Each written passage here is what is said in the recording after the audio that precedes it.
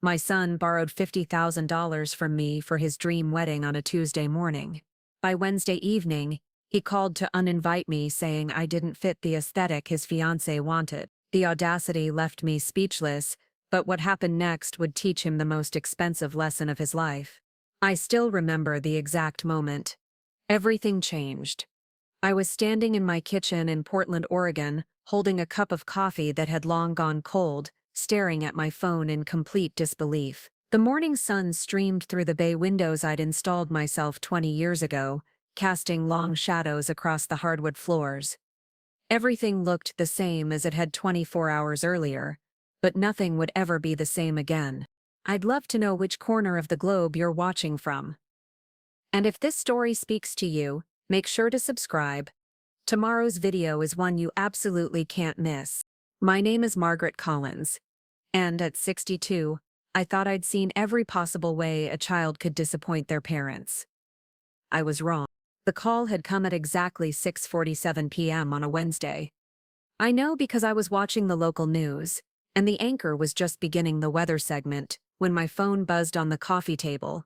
The number belonged to my son, Daniel, and I answered with the warm anticipation any mother feels when her child calls. "Hi, honey. How are the wedding plans coming along?" The silence that followed should have been my first warning. When Daniel finally spoke, his voice carried a tone I'd never heard before, cold, clinical, almost businesslike. "Mom, we need to talk about Saturday." Saturday, his wedding day. The event I'd been looking forward to for months, ever since he'd gotten engaged to Charlotte 6 months earlier. The same wedding I'd just handed over my entire retirement savings to fund. "Of course, sweetheart. What about Saturday?" Another pause, longer this time. In the background, I could hear Charlotte's voice. Sharp and insistent, though I couldn't make out the words. "There's been a change of plans. Charlotte and I have decided to keep the ceremony more intimate. Smaller guest list." My stomach began to sink, but I tried to stay positive. "Oh, that's fine. Sometimes smaller weddings are more meaningful. How many people are you cutting it down to?" "About 60. 60 guests. Down from the original 120 we'd discussed." I did quick mental math. That was cutting the guest list in half. Surely I was still included. "That sounds lovely, honey. More personal." "Yeah, well, the thing is." His voice trailed off, and I heard Charlotte say something more forcefully in the background. When he spoke again, the words came out in a rush, like he was ripping off a bandage. "You're not going to be on the final list, Mom. Charlotte feels like having parents there might make things awkward for her friends, and we want everyone to feel comfortable." The coffee mug slipped from my fingers and shattered on the kitchen floor, sending ceramic shards and cold liquid across the tiles. I stared down at the mess, my brain struggling to process what I'd just heard. "I'm sorry. What did you say?" "Look, it's not personal. It's just that Charlotte's vision for the day is more about celebrating with peers. You know, people our own age who really get our vibe." Our vibe. I'd helped bring this man into the world, changed his diapers, stayed up all night when he had the flu, worked double shifts to pay for his college education, and now, I didn't fit their vibe. "Daniel, I just gave you $50,000 for this wedding. Yesterday morning, the money is already in your account, and we're incredibly grateful for that, Mom." Seriously, this isn't about the money, but it was about the money. It was about everything. The $50,000 represented 15 years of careful saving, of choosing generic groceries over name brands, of driving my 12-year-old Honda instead of buying something newer. It was money I'd set aside for my own retirement, for the modest condo by the coast I'd dreamed of buying someday. When Daniel had come to me 3 weeks earlier, practically in tears, explaining that the wedding venue required payment in full, and Charlotte's parents had unexpectedly pulled their financial support due to some family crisis, I hadn't hesitated. He was my only child, my pride and joy, and seeing him so distressed had broken my heart. "Mom, I don't know what to do," he'd said that day, sitting at my kitchen table with his head in his hands. "Charlotte will be devastated if we have to cancel. This venue is her dream. She's had it picked out since she was a little girl. The venue was the Cascade Manor, an exclusive estate nestled in the hills outside Portland, complete with gardens that looked like they belonged in a fairy tale, and a ballroom that had hosted celebrities and politicians.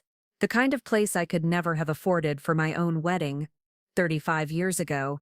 "How much do you need, sweetheart?" I'd asked, already knowing I'd give him whatever amount he named. 50,000. I know it's a lot, and I hate asking, but we'll pay you back as soon as we get back from the honeymoon. I'm getting that promotion next month. Remember? The salary bump will make it easy. I'd transferred the money that very afternoon, watching my savings account balance drop to nearly zero with a mixture of pride and terror. This was what mothers did. I told myself, we sacrificed for our children's happiness. Now, less than 24 hours later, I was being told I wasn't welcome at the event I'd funded. "Daniel, you can't be serious." "I'm your mother." "I know, and that's why this is so hard. But Charlotte's really stressed about everything, and she needs the day to be perfect. Having parents there would just add pressure." "What about her parents? Are they uninvited too?" Another pause. "Well, that's different. They're not coming because of their own family situation, not because we asked them not to." So Charlotte's parents were dealing with some unspecified family crisis, but somehow that was different from simply being uninvited because I didn't fit the aesthetic. The distinction felt meaningless and cruel. "Daniel, listen to me very carefully. I want you to think about what you're saying. You're telling me that after I gave you $50,000, my entire retirement savings, you're uninviting me from your wedding because your fiancé thinks I'll make her friends uncomfortable. It's not like that, Mom. You're making it sound worse than it is.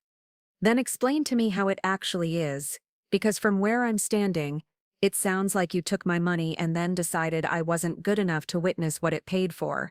I could hear Charlotte's voice getting louder in the background, and then Daniel's voice became muffled like he'd covered the phone. When he came back, his tone was different, sharper, more defensive.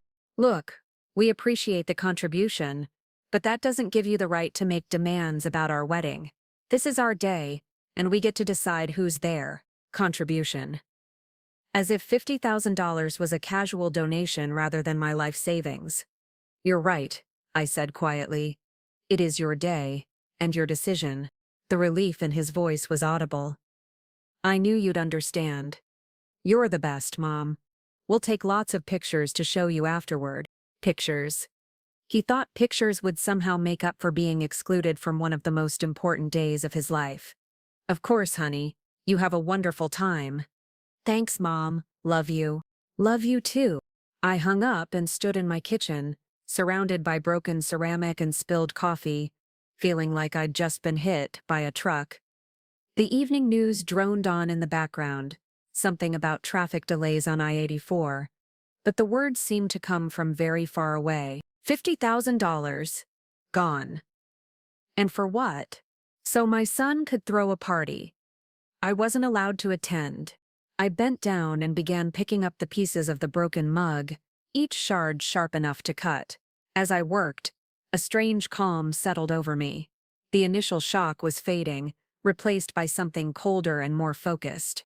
Daniel thought he could take my money and dismiss me like an inconvenient detail. Charlotte thought she could orchestrate my exclusion from my own son's wedding, without consequences. They were both about to learn how very wrong they were. I finished cleaning up the coffee and ceramic, washed my hands, and walked to my desk in the living room. My laptop sat closed, waiting. I opened it and began to type, starting with a simple Google search: "How to stop a wire transfer." The Cascade Manor's website appeared in my search results, elegant and expensive looking, with photos of the very gardens and ballroom Daniel had described to me. I clicked through the pages, noting the contact information, the policies, the fine print about cancellations and refunds. Then I opened my online banking app and stared at my account balance. $50,000. Gone, just like that. But wire transfers, I was learning, weren't always as final as people believed. I reached for my phone and dialed a number I hadn't called in years. When the voice answered, professional and familiar, I felt the first stirring of what might have been hope. Morrison and Associates. This is Rebecca. Rebecca, this is Margaret Collins. I think I need a lawyer. Rebecca Morrison had been my divorce attorney 15 years ago, back when my world had crumbled in a very different way. Now, as I sat in her downtown Portland office the next morning, the familiar scent of leather and coffee brought back memories I'd rather forget, but those memories also reminded me of my own strength, of how I'd survived one betrayal and built a life from the ashes. A lot of love and effort went into bringing this story to life. If you're enjoying it, we'd be so grateful if you'd subscribe to our channel. Now, back to where we left off. Margaret, it's been too long, Rebecca said, gesturing for me to sit in the same chair where I'd once planned my escape from a 20-year marriage. She looked exactly the same, sharp gray suit, kind eyes behind wire-rimmed glasses, and the sort of calm competence that had once talked me through the darkest period of my life. I wish it were under better circumstances, I replied, setting my purse down carefully. Inside was a folder containing every document related to the wire transfer, every text message from Daniel, and a printed timeline of events I'd spent the sleepless night creating. Rebecca poured 2 cups of coffee from the machine in the corner of her office. Tell me what happened. As I recounted the events of the past 24 hours, I watched Rebecca's expression shift from curiosity to concern to something that looked almost like anger. When I finished, she sat back in her chair and shook her head. $50,000, your retirement savings, every penny. And he uninvited you the next day. Because I don't fit their aesthetic. Rebecca was quiet for a long moment, tapping her pen against her legal pad.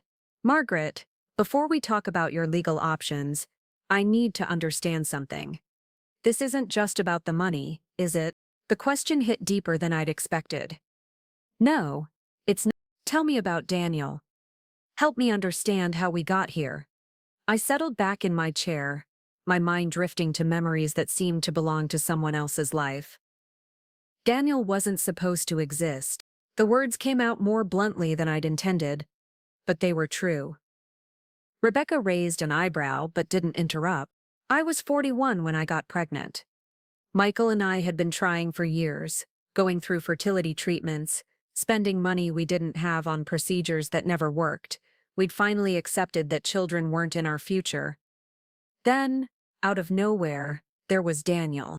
I smiled at the memory of holding that positive pregnancy test, the way my hands had shaken with disbelief and joy. He was our miracle baby. Michael used to joke that Daniel was so special he'd picked his own timing. What was he like as a child? Brilliant. Absolutely brilliant. By the time he was 3, he was reading chapter books. By 5, he was doing math problems that challenged kids twice his age. Teachers kept wanting to skip him grades, but I insisted he stay with his age group. I didn't want him to miss out on being a normal kid. But even as I said it, I knew Daniel had never been normal. He'd been extraordinary from the beginning. And maybe that had been part of the problem. Michael adored him, I continued. He would spend hours building elaborate Lego cities with Daniel, reading him stories, teaching him to play chess. They had this special bond that I sometimes envied. Michael would always say that Daniel was going to change the world someday. Rebecca nodded, making notes. What happened to Michael? The familiar ache settled in my chest. Heart attack. Daniel was 16.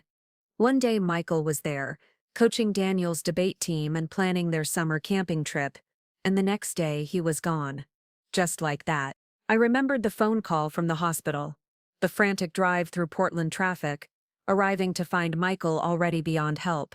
But what I remembered most was Daniel's face when I told him. The way something had broken in his eyes, something that had never quite healed. How did Daniel handle the loss? Badly. He threw himself into his studies, became obsessed with success. Before Michael died, Daniel had been talking about maybe becoming a teacher or a social worker, something where he could help people. After the funeral, all he talked about was making money, about never being vulnerable again. That transformation had been gradual but relentless.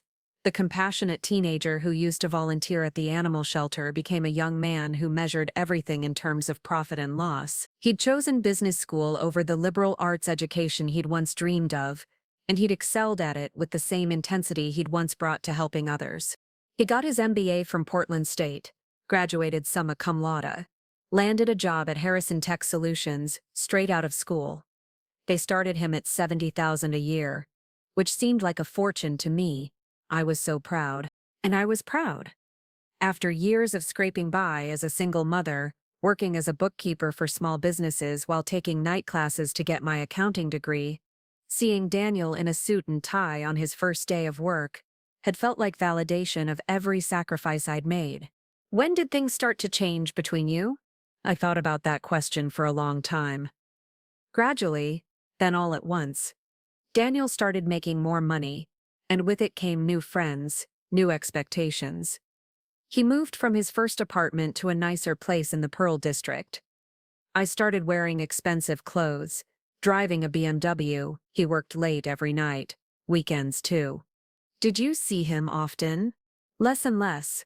He'd come by for holidays, but he was always distracted, always checking his phone. When he did talk to me, it was usually about work. Some deal he was closing, some promotion he was chasing. I tried to stay interested, but honestly, I didn't understand half of what he did. The distance between us had grown so slowly that I hadn't noticed it at first. Daniel would cancel dinner plans because of work emergencies. He'd forget my birthday, then send an expensive bouquet the next week with a card that clearly came from his assistant. Our phone calls became shorter, less frequent, more perfunctory. Then he met Charlotte. Rebecca looked up from her notes. Tell me about her. Where to begin? Charlotte Brennan, 28 years old, works in marketing for some startup downtown. Beautiful, ambitious, and absolutely certain that she deserves the best of everything. I'd met Charlotte 6 months ago, when Daniel had finally brought her by for dinner. She'd arrived in a white BMW convertible, wearing a dress that probably cost more than I spent on clothes in a year. Her handshake had been firm but brief, her smile bright but somehow empty. She was polite enough that first evening, but I could tell she was evaluating everything. The house, the furniture. Me, I caught her taking pictures of my living room when she thought I wasn't looking. Pictures. Later, Daniel mentioned that she'd posted them on Instagram with some captions about vintage charm. I looked it up. She'd made my home sound quaint and outdated, like a museum piece. That Instagram post had been my first real glimpse into Charlotte's world. Her feed was a carefully curated collection of expensive restaurants, designer handbags, and exotic vacation spots. Every photo was perfectly lit. Every caption calculated to project an image of effortless luxury. The engagement happened fast. They'd only been dating 4 months when Daniel called to tell me he'd proposed. He was so excited, talking about how Charlotte was perfect for him, how she understood his ambitions in a way no one else ever had. How did you feel about the engagement?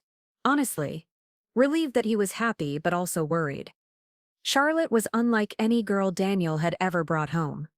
She was sophisticated, sure, but there was something calculating about her that made me uncomfortable. I remembered the engagement party, held at Charlotte's parents' house in the West Hills.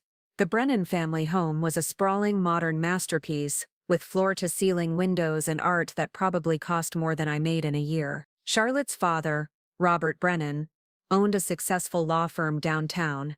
Her mother, Patricia, was on the boards of several Portland charities and had the sort of effortless elegance that only comes from generations of money. I felt out of place from the moment I walked in. Everyone was talking about their vacation homes in Bend or their recent trips to Europe. When people asked what I did for work, I could see their interest fade as soon as I mentioned bookkeeping. But the worst part wasn't feeling out of place. It had been watching Daniel navigate that world with such ease, as if he'd been born to it. He'd laughed at jokes I didn't understand, referenced restaurants I'd never heard of, and generally acted like someone I barely recognized. Charlotte's parents seemed nice enough, but they clearly saw me as a temporary inconvenience. Mrs. Brennan kept making comments about how quaint my dress was, And Mr. Brennan asked if I'd ever considered updating my look now that Daniel was doing so well for himself. Rebecca winced. Ouch. It got worse.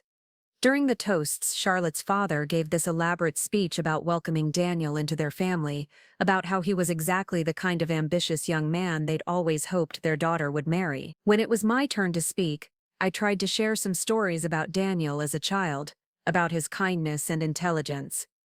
The room went quiet, like I was embarrassing everyone. That night had been a turning point. Driving home through the winding roads of the West Hills, I'd felt a profound sadness settle over me. My son was moving into a world where I didn't belong, and worse, where he didn't seem to want me to belong. The wedding planning started immediately. Charlotte had a 3-ring binder full of ideas she'd been collecting since college. The venue, the flowers, the photographer, everything had to be perfect, and everything was expensive. How expensive? The original budget was $60,000. Charlotte's parents had agreed to pay for most of it, with Daniel and Charlotte covering about $10,000.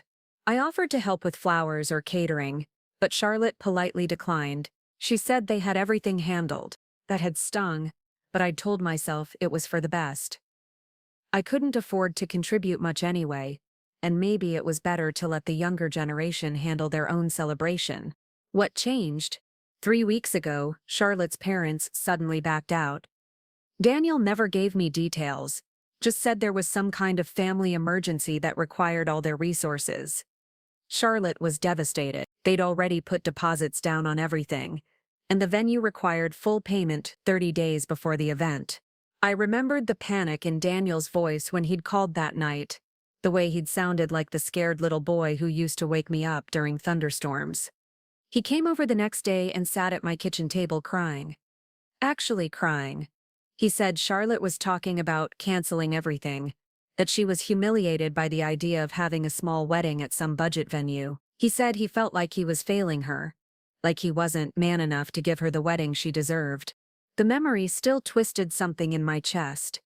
Seeing my strong, successful son reduced to tears over money had awakened every maternal instinct I possessed. So you offered $50,000. I didn't even think about it.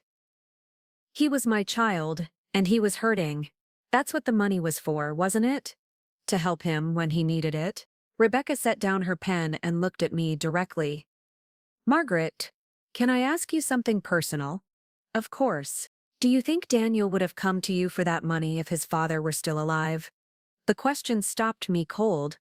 I'd never considered it before, but now that Rebecca had asked, the answer seemed obvious. No, Michael would never have let Daniel take my retirement savings. He would have found another way, or he would have told Daniel that a smaller wedding was nothing to be ashamed of. But you couldn't say no. I couldn't bear to see him suffer. And maybe I thought if I helped him, if I showed him how much I loved him, things would go back to the way they used to be between us. Rebecca nodded knowingly.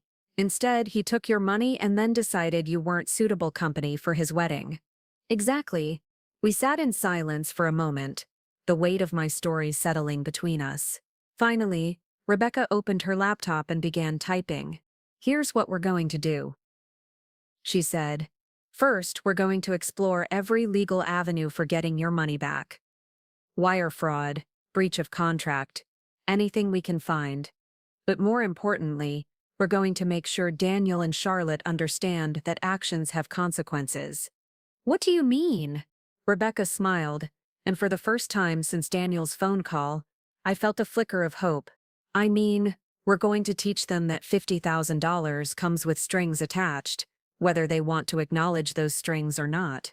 The drive home from Rebecca's office took me through the neighborhoods where Daniel had grown up, past Lincoln High School where he'd been valedictorian, past the community center where he'd volunteered tutoring younger kids before his father died. Each familiar landmark felt like a milestone marking the distance between who my son had been and who he'd become. I pulled into my driveway and sat in the car for several minutes, engine ticking as it cooled, staring at the house that had been our sanctuary for 23 years. The modest ranch-style home with its small front garden and painted shutters suddenly looked different to me. Not cozy and welcoming, but small and inadequate. Was this how Daniel saw it now? Was this how Charlotte had seen it that first night when she'd photographed it for her Instagram? My phone buzzed with a text message. Daniel. Mom, thanks for being so understanding about Saturday. Charlotte is stressed enough about the wedding without having to worry about family dynamics. You're the best. Love you. I stared at the message, reading it 3 times before the full impact hit me. He was thanking me for my own exclusion. More than that, he was framing it as if I'd somehow volunteered to be uninvited, as if my absence was a gift I was giving them rather than a humiliation they were inflicting on me. That was the moment something fundamental shifted inside me, not anger. Anger was too hot, too chaotic, for what I was feeling. This was colder, more focused. This was the crystallization of every small slight, every dismissive comment, every time Daniel had made me feel like an embarrassment to his new life. I walked into my house and immediately noticed things I'd been blind to before. The carpet in the living room was worn thin in places where Michael and I used to dance on Saturday mornings, while Daniel watched cartoons. The kitchen cabinets needed updating. Their white paint yellowed with age, the family photos on the mantel were in mismatched frames from different decades. It wasn't that my home was shabby. I'd maintained it carefully over the years, keeping everything clean and functional, but it was clearly the home of someone who'd prioritized practicality over aesthetics. Someone who'd spent money on her child's education and her husband's medical bills rather than on granite countertops and designer furniture. I found myself in Daniel's old bedroom, which I'd kept exactly as he'd left it when he'd moved out for college. His debate team trophies still lined the bookshelf. His collection of science fiction novels still occupied the built-in desk. Michael had constructed one summer. The bed was still covered with the navy blue comforter he'd picked out when he was 14. This room told the story of a boy who'd been loved unconditionally, supported through every dream and disappointment. Daniel had never wanted for anything that mattered. He'd had parents who attended every school play, every science fair, every graduation. He'd had tutors when he struggled with calculus, a car when he turned 16, a college education without student loans. Yet somehow, none of that seemed to matter now. I picked up a framed photo from his nightstand, Daniel at his high school graduation, grinning between Michael and me, his cap tilted at a jaunty angle. We all looked so happy, so proud, so certain that the future held nothing but promise. My phone rang. Daniel again. Hi, honey, I answered, my voice carefully neutral. Hey, Mom. I wanted to call and talk about Saturday a little more. I know the conversation yesterday was kind of abrupt, and I wanted to make sure you're really okay with everything. What do you mean? Well, Charlotte and I were talking, and we want to make sure you don't feel left out. We're thinking maybe we could do a family dinner next weekend to celebrate. Just the 3 of us. We could go somewhere nice, make it special. A consolation dinner. A participation trophy for the mother who'd funded their dream wedding but wasn't worthy of attending it. That's very thoughtful, I said. Great. And Mom, I want you to know how much the money means to us. Really?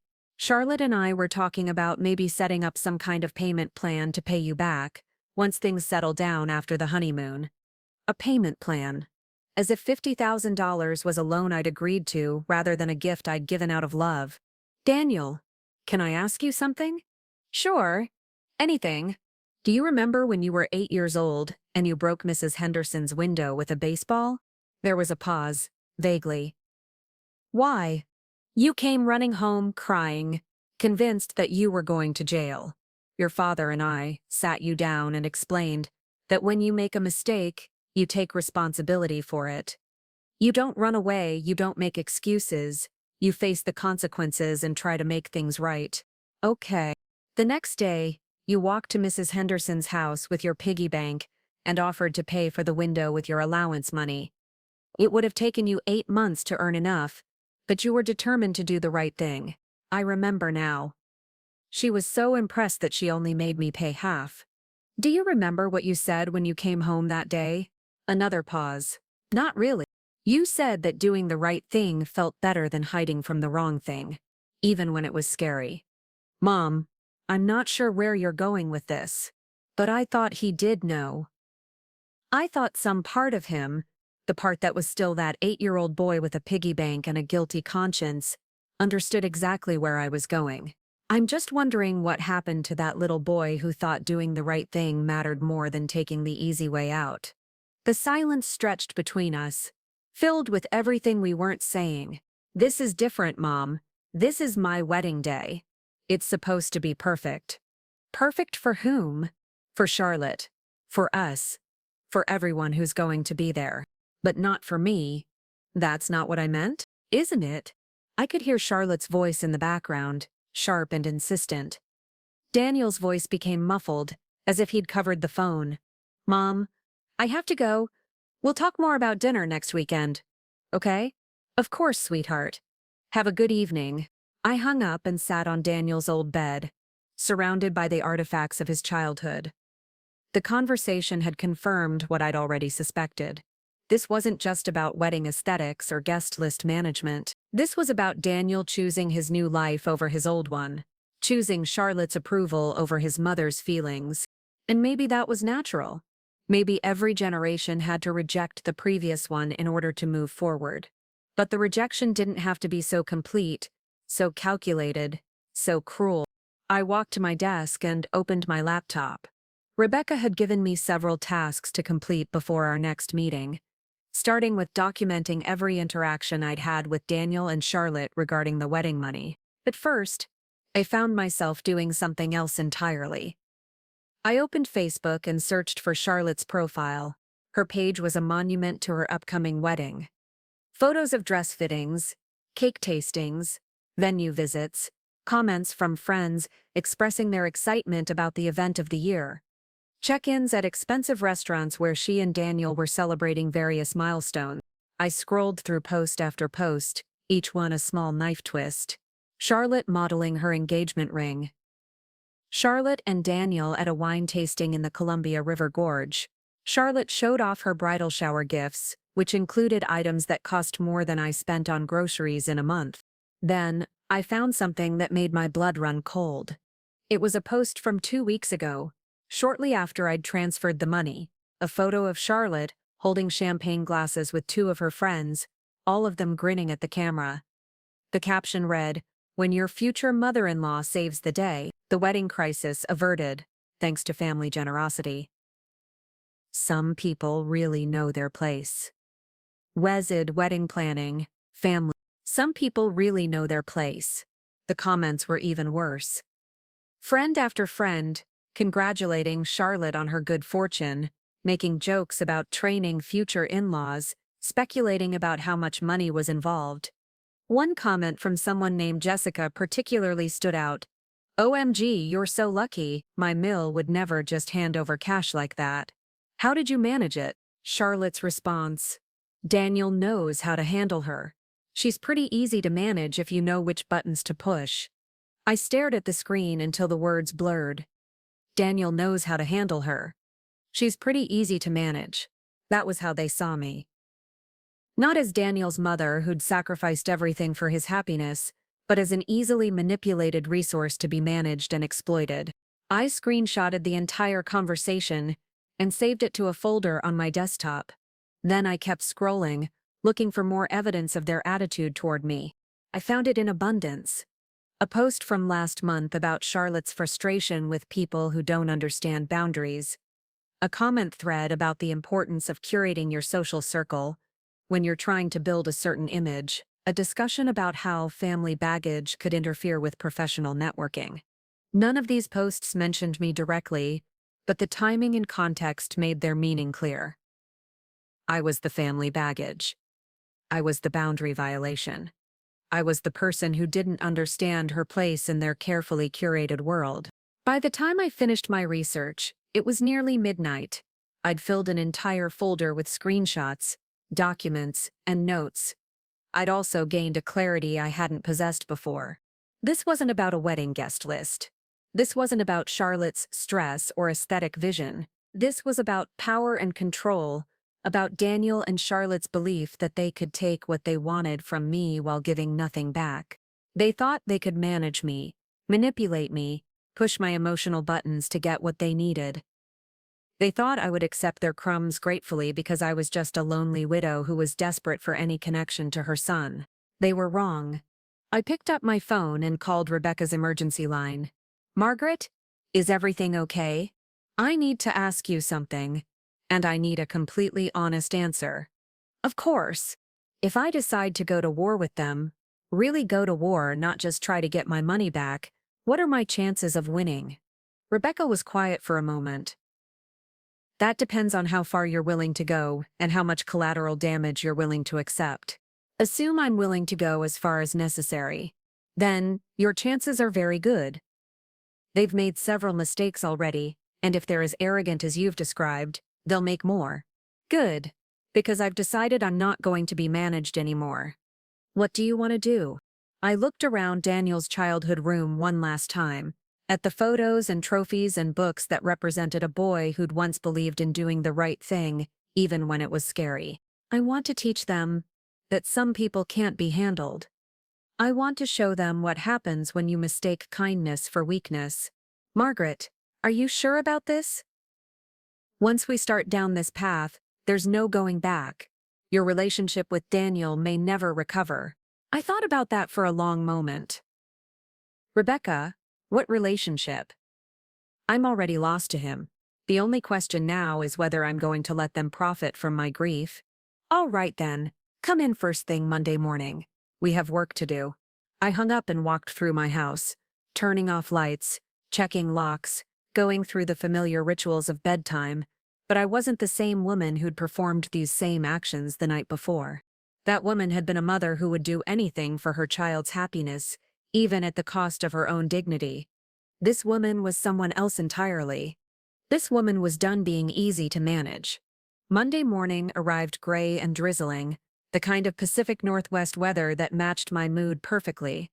I'd spent the weekend in a strange state of calm preparation, organizing documents, researching laws, and mentally preparing for what Rebecca had called going to war. By the time I walked into her office at 9 sharp, I felt like a different person than the devastated mother who'd sat in that same chair just 4 days earlier. Rebecca was already waiting with coffee and a legal pad covered in notes. Before we start, I need you to understand something. What we're about to do isn't just about getting your money back. We're going to systematically dismantle their perfect wedding in a way that exposes their character to everyone who matters to them. Are you prepared for that level of conflict? I'm prepared for whatever it takes. Good. Because I've been doing research all weekend, and Daniel and Charlotte have given us more ammunition than they realize. Rebecca opened a thick folder and spread several documents across her desk. Bank records, contracts, legal precedents, and printouts of social media posts I'd never seen before. Let's start with the money trail. The wire transfer you made went into a joint account that Daniel and Charlotte opened specifically for wedding expenses. That account has some interesting activities. She showed me a bank statement that made my stomach clench. My $50,000 had been deposited on a Tuesday. By Friday, $23,000 had been transferred to something called Luxury Escapes Travel Agency. Their honeymoon? I asked. A 2-week trip to Fiji. First-class flights, overwater bungalows, private yacht excursions. The works. Rebecca flipped to another page. But here's where it gets interesting. They booked this trip 6 weeks ago, long before Charlotte's parents supposedly backed out of funding the wedding. I stared at the dates, my mind working through the implications. So they were planning to use my money for their honeymoon, even when they thought Charlotte's parents were paying for the wedding. It appears so. And there's more. Look at this. The next document was a contract with something called Portland Premier Events. The signature at the bottom was Charlotte's, and the date was 3 weeks before Daniel had come to me crying about needing money. They hired a wedding planner, Rebecca explained, and according to this contract, the total cost of their wedding is actually $78,000, not the $50,000 they asked you for. My hands tightened on the papers. So even with my entire contribution, they're still short, by a significant amount, which means either they've been lying about their financial situation, or they're planning to default on several vendors. Rebecca pulled out her laptop and showed me a website I'd never seen before. Charlotte has been running a wedding blog called Princess Perfect. She's been documenting every detail of her wedding planning, including some very specific information about costs and vendors. I scrolled through post after post, each one more elaborate than the last. Charlotte had turned her wedding into a brand, complete with sponsored content and affiliate links. She was making money off documenting her perfect day while using my retirement savings to fund it. "Look at this post from last month," Rebecca said, clicking on a particularly long entry titled, "How to Plan Your Dream Wedding on Someone Else's Dime." I read with growing disbelief. Charlotte had written a detailed guide about identifying and manipulating family members who could be convinced to contribute to wedding costs. She'd included tips on emotional manipulation, fake financial crises, and what she called guilt leverage points. One section made me feel physically sick. Future mother-in-laws are often the easiest targets, especially if they're widowed or divorced. They're usually desperate for connection and terrified of losing their child's love. A few tears from your fiancé about how disappointed you are, combined with some gentle hints about family obligations, can often unlock substantial contributions. "She wrote a how-to guide," I said, my voice barely above a whisper. "She literally wrote instructions on how to manipulate grieving mothers. And it gets worse. Look at the comments." The comment section was filled with other young women sharing their own success stories about extracting money from family members. They traded tips like they were discussing recipes. One commenter had convinced her grandmother to liquidate a CD to pay for her dress. Another had guilt-tripped her divorced father into taking out a second mortgage. "This is evidence of conspiracy to commit fraud," Rebecca said. "Charlotte has been systematically planning to defraud family members, and she's been coaching others to do the same." I felt a cold satisfaction settle in my chest. This wasn't just about my money anymore. This was about stopping predators who were targeting vulnerable people. "What else did you find?" Rebecca smiled grimly. "Charlotte's been very busy on social media. She's been posting about you specifically, though she doesn't use your name." She showed me a series of Instagram stories that Charlotte had posted over the past month. Screenshots she'd apparently thought would disappear, but Rebecca had somehow obtained copies. Future Mill really came through. Some people know their place in the family hierarchy. Pro tip: never let family members think they have opinions about your day. Take the money and set boundaries. They'll thank you later for the structure. When your fiancé's mom tries to give unsolicited advice about your wedding, and you have to remind her who's actually paying, oh wait, she is paying. Each post was accompanied by laughing emojis and wedding-related hashtags. My humiliation was her entertainment. "How did you get these?" I asked. "I have a digital forensics specialist who specializes in social media investigations. People think Instagram stories disappear, but there are always digital footprints." Rebecca pulled out another folder. "Now let's talk about their vendors. I've been making some calls and it turns out Daniel and Charlotte have been less than honest with several of them." She showed me a series of printed emails between Charlotte and various wedding vendors. In each one, Charlotte was negotiating prices by claiming financial hardship while simultaneously demanding luxury upgrades. She told the florist that they were struggling financially and asked for a discount, then immediately requested an additional $3,000 worth of exotic orchids. She told the caterer that they needed to cut costs, then added lobster and Wagyu beef to the menu. "They're running scams on everyone." Exactly. And here's the beautiful part. Several of these vendors have clauses in their contracts about misrepresentation of financial status. If we can prove that Daniel and Charlotte lied about their ability to pay, these contracts become void. I was beginning to see the shape of Rebecca's strategy. You want to turn their vendors against them. I want to create a cascade failure. When one vendor pulls out, it creates problems for the others. When the venue realizes they're not getting paid in full, they'll start asking questions about where the money went. When the caterer discovers that the florist was lied to about budget constraints, they'll reconsider their own agreements. Rebecca opened her laptop again and began typing. "But first, we need to secure our own position. I'm going to file an emergency injunction to freeze that joint account, pending investigation of fraud. Your money doesn't move another penny until we say so. Can you do that?" With the evidence we have? Absolutely. Charlotte's blog posts alone constitute admission of fraudulent intent. Combined with the misrepresentations to vendors and the timeline of their honeymoon booking, we have a very strong case. Rebecca made several phone calls while I sat in her office, listening to her navigate the legal system with surgical precision.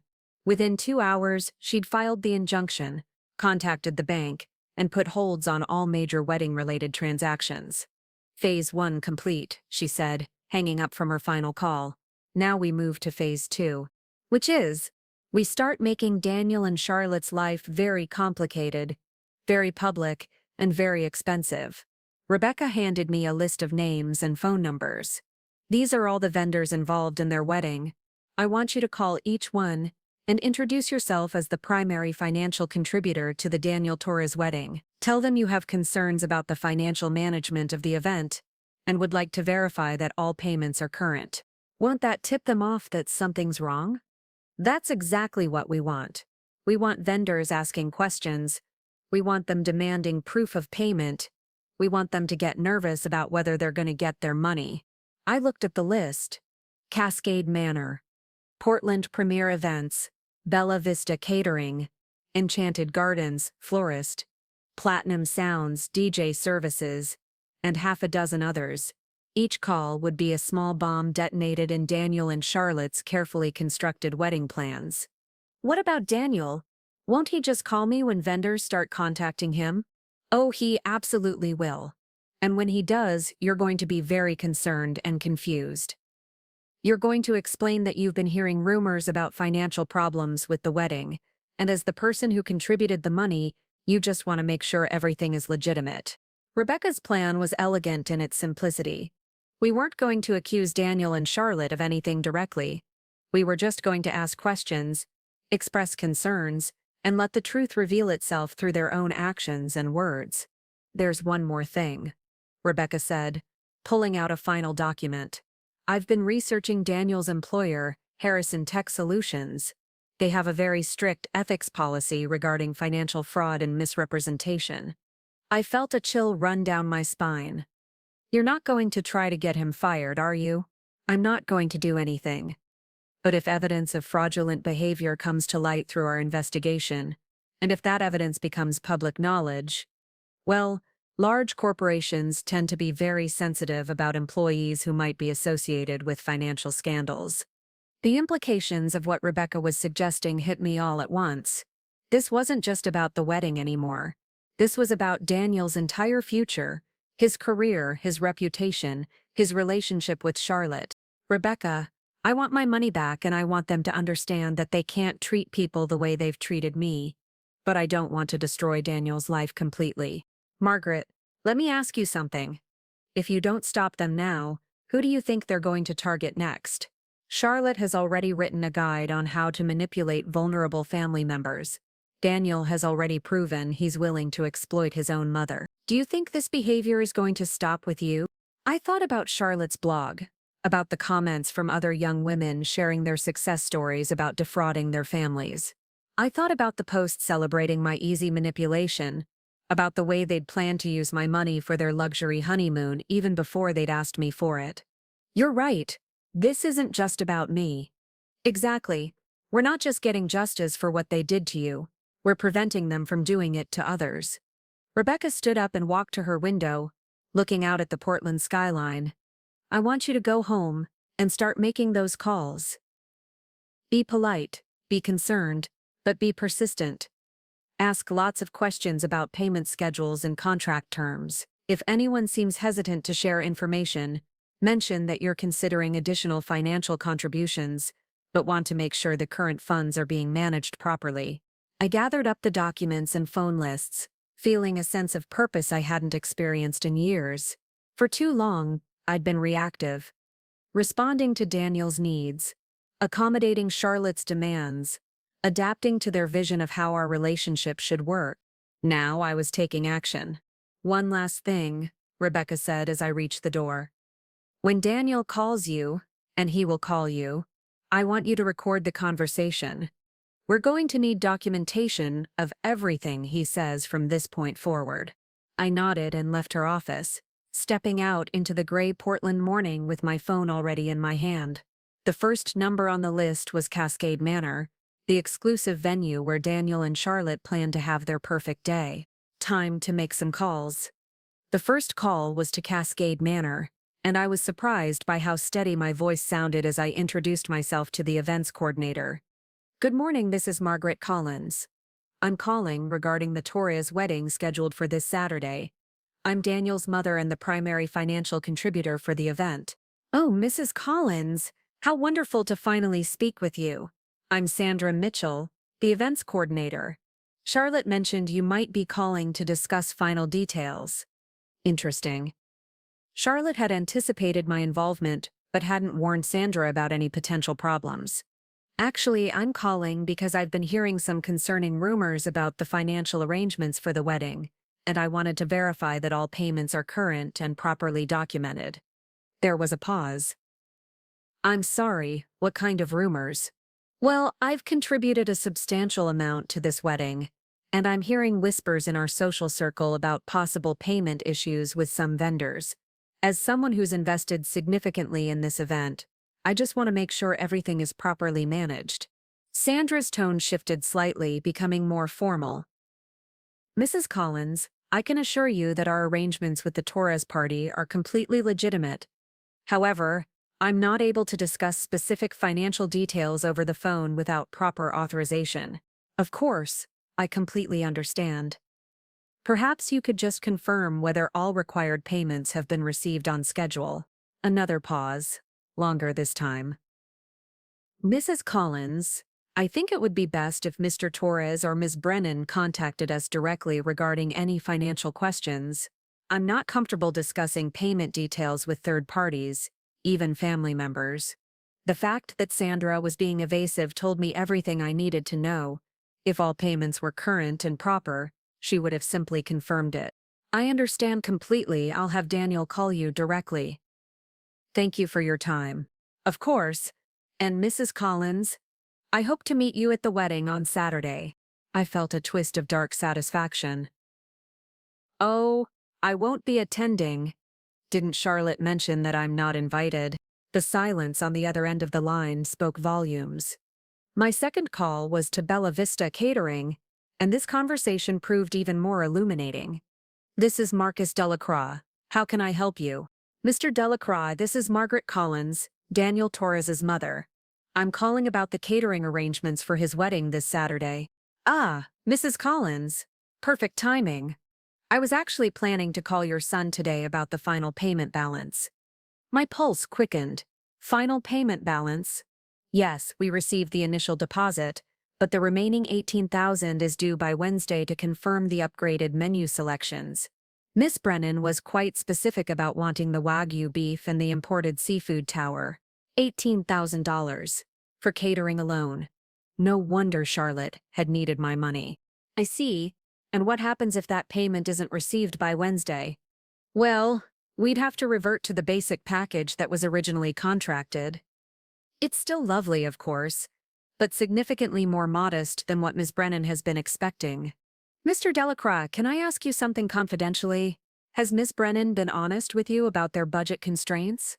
There was a hesitation before he answered. "Mrs. Collins, I probably shouldn't say this, but your future daughter-in-law has been challenging to work with.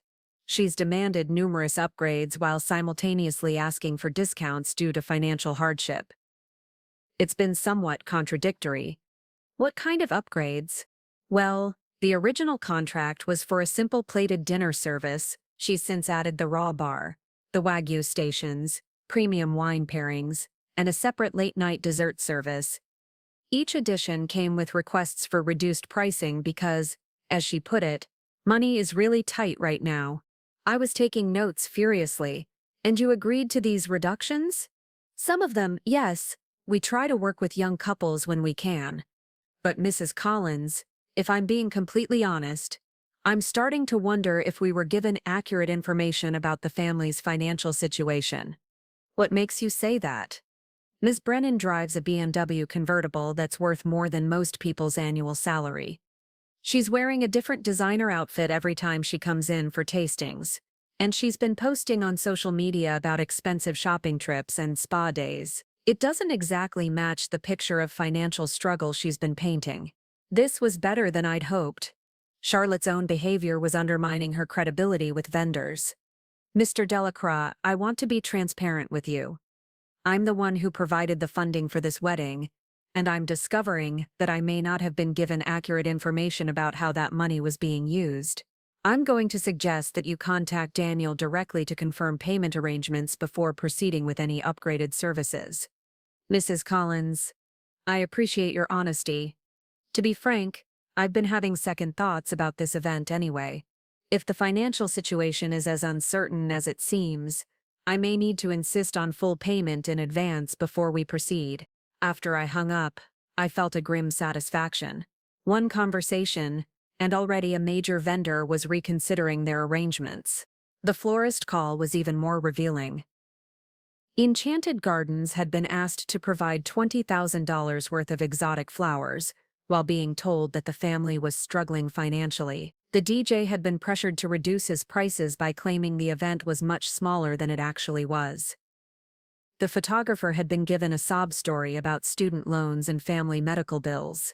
Each vendor had been told a different version of Daniel and Charlotte's financial situation, and each had been manipulated into providing upgraded services at reduced rates. By the time I finished the vendor calls, it was nearly 3 in the afternoon, and my phone was buzzing with missed calls from Daniel. 7 calls and 4 text messages, each more urgent than the last.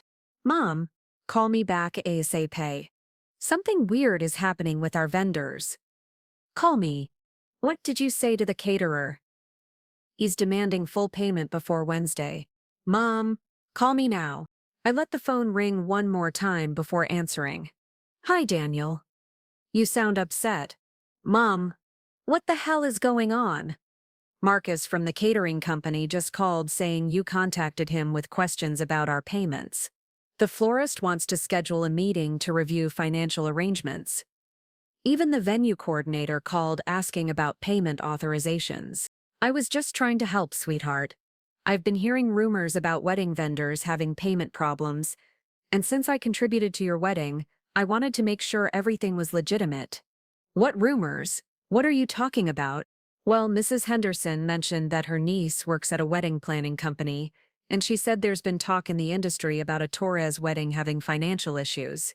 I was concerned, so I thought I should call and verify that my money was being properly managed. This was a complete fabrication, but Daniel had no way to verify it, and it sounded plausible enough to explain my calls. Mom, everything is fine with our payments. You're causing problems by calling vendors and asking questions. Daniel, I just contributed $50,000 to this wedding. I think I have a right to know that it's being used appropriately. Of course it's being used appropriately. We're not criminals, Mom. Then why are vendors asking about payment problems? Why is the caterer demanding money by Wednesday? Why is the florist wanting to review financial arrangements? There was a long pause. When Daniel spoke again, his voice was strained. Some of our payments are scheduled for later in the week. It's all perfectly normal, wedding planning stuff. You calling and asking questions makes it sound like there are problems when there aren't any. So the money I gave you is still available to cover these payments. Another pause. Of course it is. Good. Then you should be able to resolve these vendor concerns easily. Mom, I need you to stop calling our vendors. You're creating unnecessary drama. I'm creating drama? Daniel, I gave you my entire retirement savings. These vendors are telling me they're concerned about payment, and somehow I'm the one creating drama. That's not what I meant. Look, everything will be fine. Just let us handle our own wedding arrangements. I could hear Charlotte's voice in the background, angry and insistent. Daniel's voice became muffled as he covered the phone. Mom, I have to go. We have a meeting with the wedding planner. Please don't call any more vendors. Of course, honey. I'm sure everything will work out. But even as I said it, I was already planning my next call. Rebecca had given me the contact information for Portland Premier Events, the wedding planning company that was coordinating the entire event. Janet Morrison, the head planner, answered on the second ring. Janet Morrison, Portland Premier Events. Ms. Morrison, this is Margaret Collins, Daniel Torres's mother. I believe you're coordinating his wedding this Saturday. Mrs. Collins. Yes, absolutely. What can I do for you? I'm calling because I've been hearing some concerning information about potential payment issues with various vendors, and as the primary financial contributor to this event, I wanted to discuss the situation with you directly. Janet's tone immediately became cautious. What kind of payment issues? Well, I've spoken with several vendors today, and each of them has expressed concerns about outstanding balances or unclear payment schedules. The caterer mentioned an $18,000 balance due Wednesday. The florist wants to review financial arrangements. Even the venue coordinator seemed uncomfortable discussing payment status. Mrs. Collins, I think there may be some confusion. Daniel and Charlotte assured me that all vendor payments were being handled directly by the family. Miss Morrison, can I ask you something? What's the total contracted cost for this wedding? There was a long pause. Mrs. Collins, I'm not sure I should discuss specific financial details without authorization from the couple. I understand your position, but I'm the one who provided the funding for this wedding. I gave Daniel $50,000 specifically for this purpose. If that amount isn't sufficient to cover the contracted costs, I need to know immediately. 50,000? Janet's voice rose slightly. Mrs. Collins, the total contracted amount for all vendors is $78,000. I felt the room spin slightly. Even after taking my entire retirement savings, they were still $28,000 short. Ms. Morrison, are you telling me that even with my $50,000 contribution, Daniel and Charlotte are still short by nearly $30,000? According to my records, yes. But Mrs. Collins, they assured me they had additional funding sources to cover the balance. What additional funding sources? I assumed it was coming from other family members or personal savings. But I knew there were no other family members with that kind of money. Charlotte's parents had supposedly backed out due to their own financial crisis. Daniel's salary was good, but not good enough to have $30,000 in readily available cash. Miss Morrison, I think we need to have a very serious conversation about the financial viability of this event. Mrs. Collins, I think that conversation should include Daniel and Charlotte. I'm going to need to call them immediately.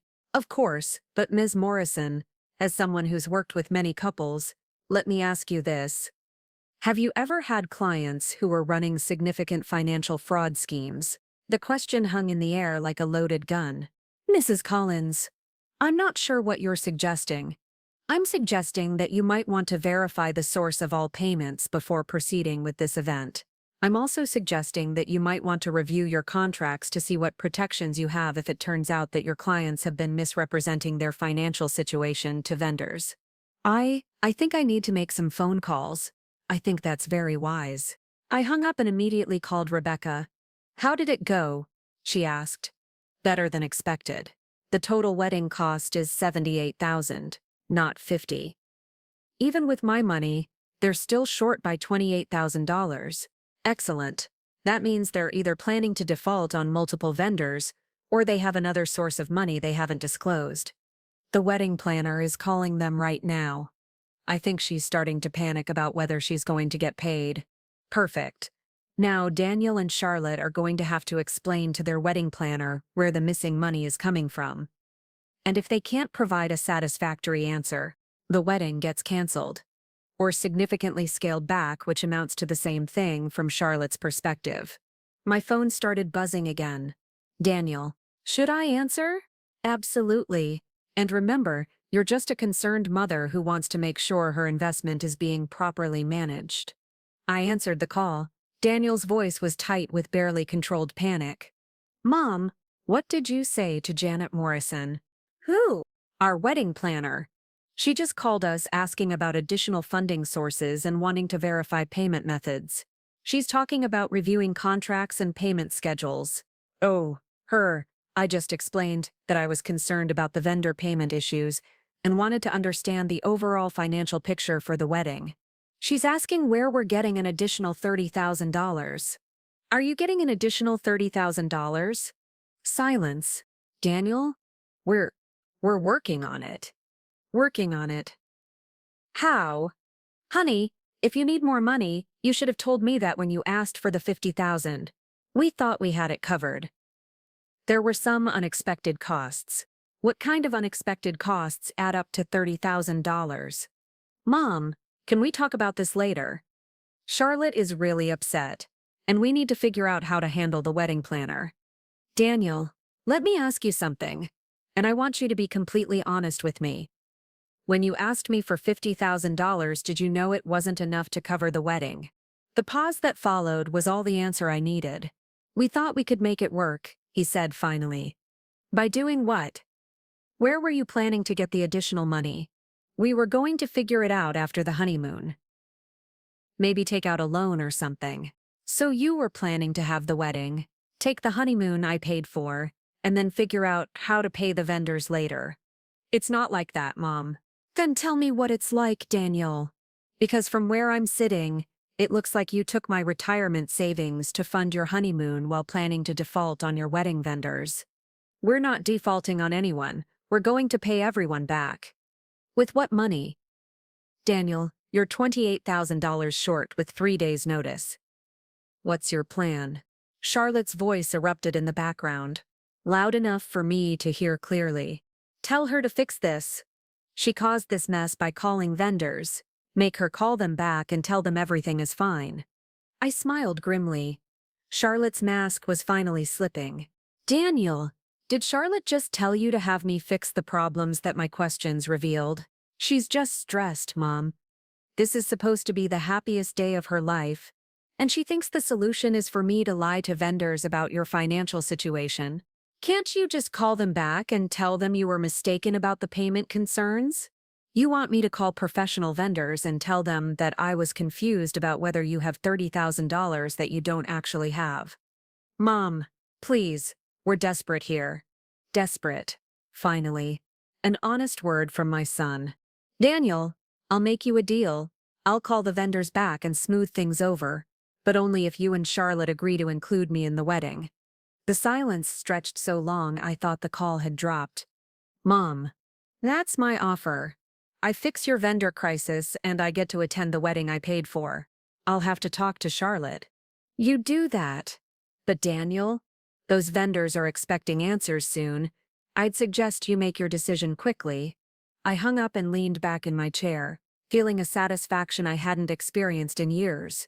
The trap was set. Now I just had to wait and see whether Daniel and Charlotte would walk into it. Wednesday morning arrived with the kind of crisp autumn clarity that made everything seem sharper, more defined. I'd slept better the night before than I had in weeks, despite knowing that today would bring the confrontation I'd been orchestrating. My phone had been mercifully quiet since my ultimatum to Daniel, but I knew that silence wouldn't last. At exactly 8:47 a.m., my doorbell rang. Through the peephole, I could see Daniel and Charlotte standing on my front porch, both looking like they hadn't slept. Daniel was wearing a wrinkled button-down shirt and jeans, his hair disheveled. Charlotte, despite her obvious distress, was still perfectly put together in designer athleisure wear. But her expression was thunderous. I opened the door and smiled pleasantly. Good morning. This is a surprise. Mom, we need to talk. Daniel's voice was strained, almost hoarse. Of course, come in.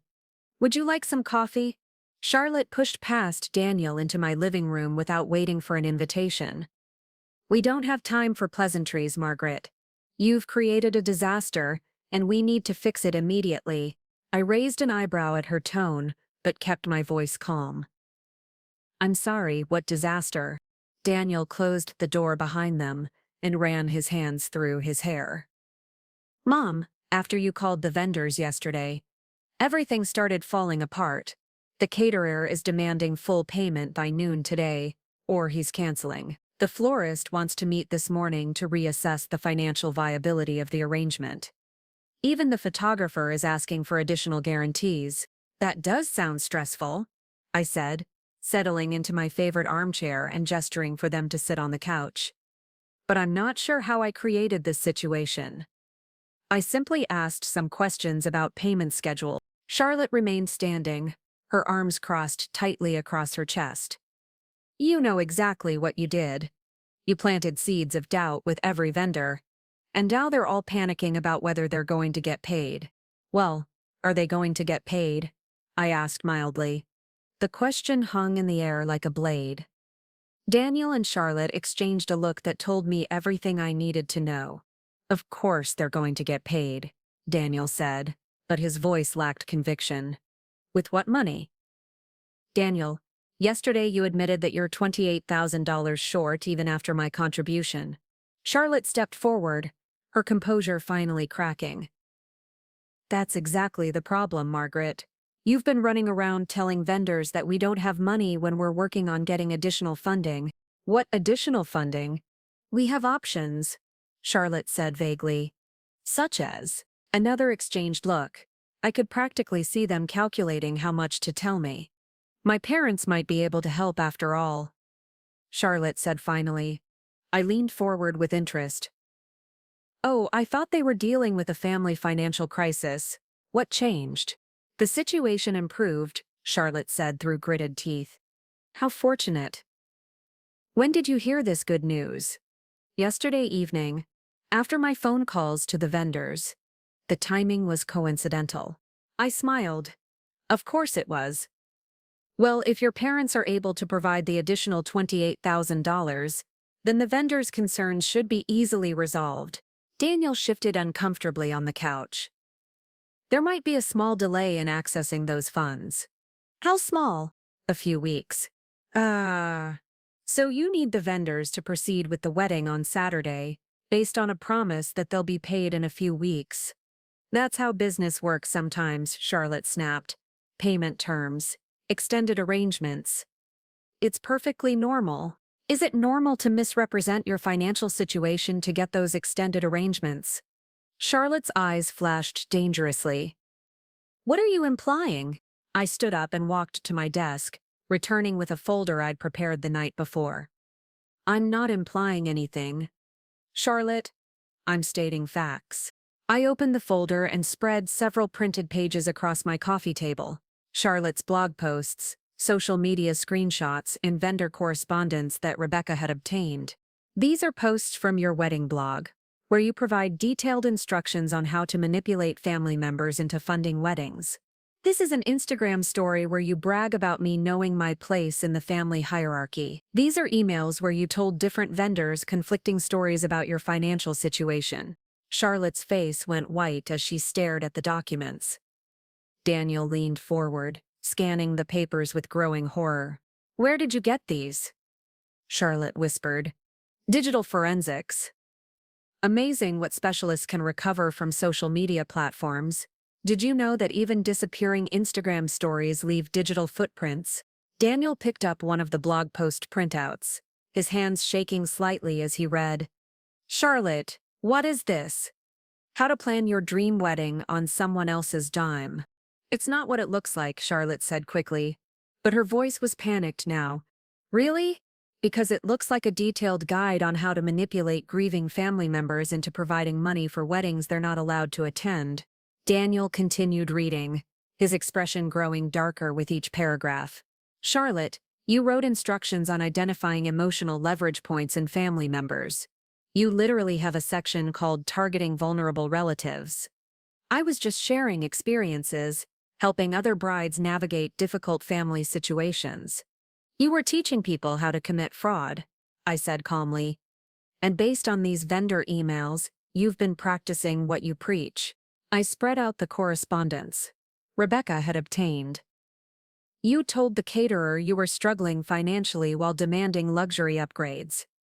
You told the florist you needed discounts due to hardship while requesting $20,000 worth of exotic orchids. You told the DJ that the wedding was smaller than it actually is to negotiate lower rates. Daniel was reading over the documents, his face a mixture of disbelief and growing anger. Charlotte, you told Marcus we were having financial problems because of student loans. We needed to keep costs manageable, Charlotte said defensively. We? I didn't know about any of this. When did you tell vendors we had financial problems? I was trying to be practical about the budget. By lying to them? Charlotte's careful composure finally shattered completely. Yes, I lied. So what? Do you think we could have afforded your dream wedding if I'd been completely honest about everything? Do you think your mother would have handed over $50,000 if I hadn't convinced you to play up the emotional angle? The silence that followed was deafening. Daniel stared at Charlotte as if seeing her for the first time. You convinced me to play up the emotional angle? Daniel, don't act like you didn't know what we were doing. You cried at your mother's kitchen table because I told you to.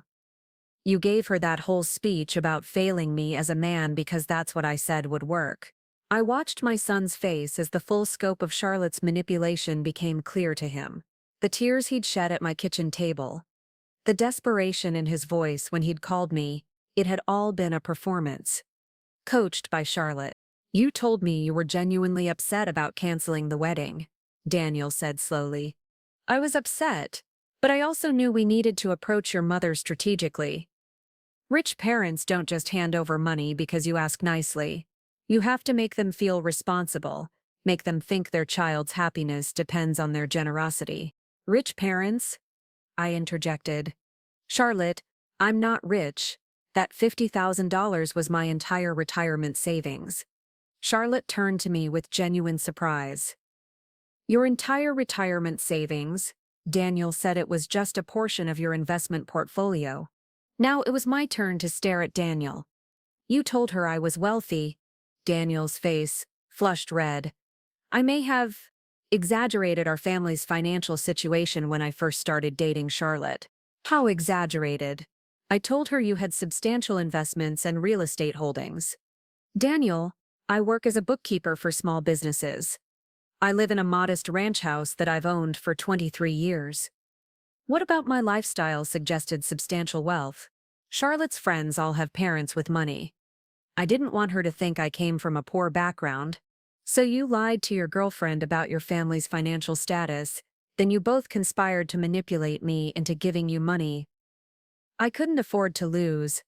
Also, you could have a wedding that impresses people you barely know. The summary hung in the air like an indictment.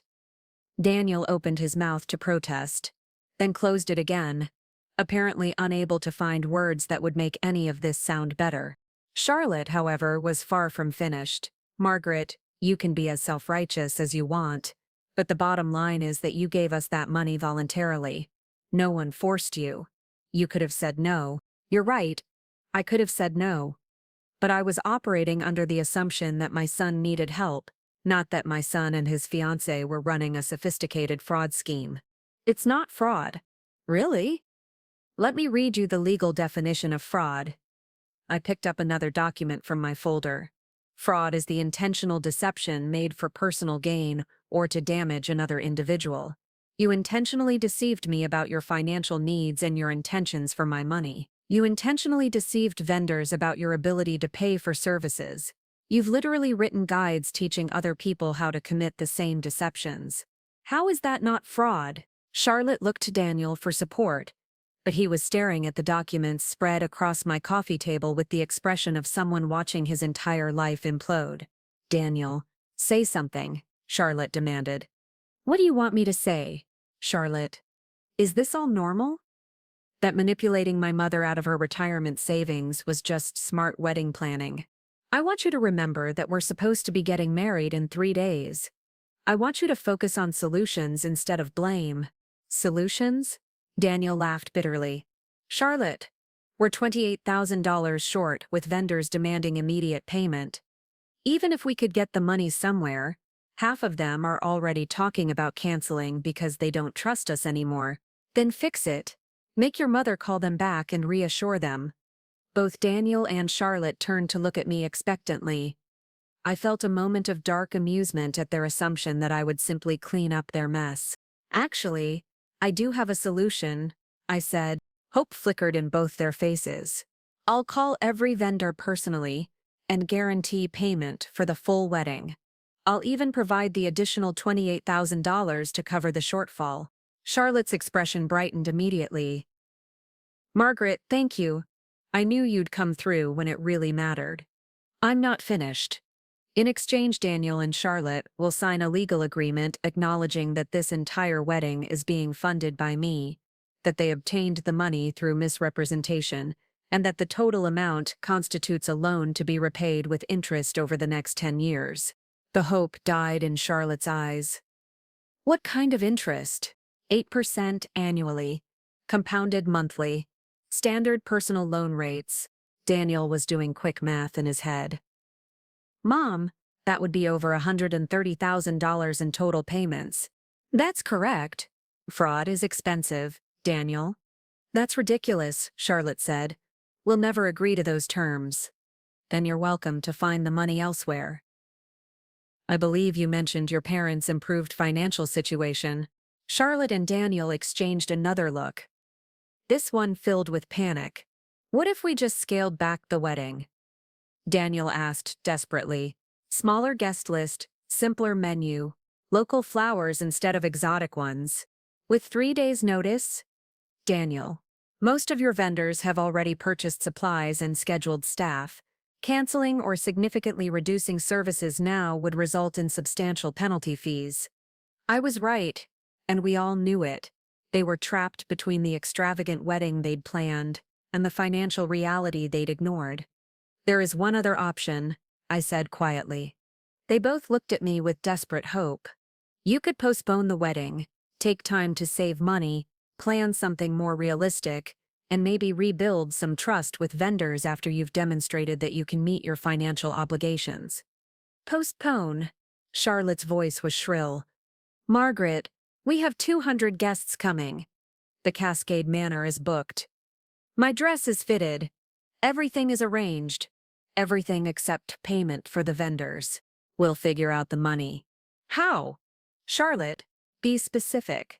Where are you going to get $28,000 by tomorrow? She opened her mouth, then closed it, then opened it again without making a sound. That's what I thought. You've been operating on magical thinking, assuming that somehow the money would just appear when you needed it. Daniel suddenly stood up, pacing to the window and back. What if we took out a loan? Credit cards, personal loans, something. Daniel, with what collateral? What income? You'd need to qualify for nearly $30,000 in credit with immediate access. Do you have that kind of borrowing capacity? His silence was answer enough. Charlotte sank onto the couch, her perfect composure finally completely shattered. For the first time since I'd met her, she looked her age, a 28-year-old woman who'd overextended herself far beyond her means. This can't be happening, she whispered. I've been planning this wedding for 6 months. Everyone is expecting it to be perfect. Everyone except the people who are actually paying for it, I said. Daniel returned to the couch and sat down heavily beside Charlotte. Mom, what do you want from us? The question I'd been waiting for.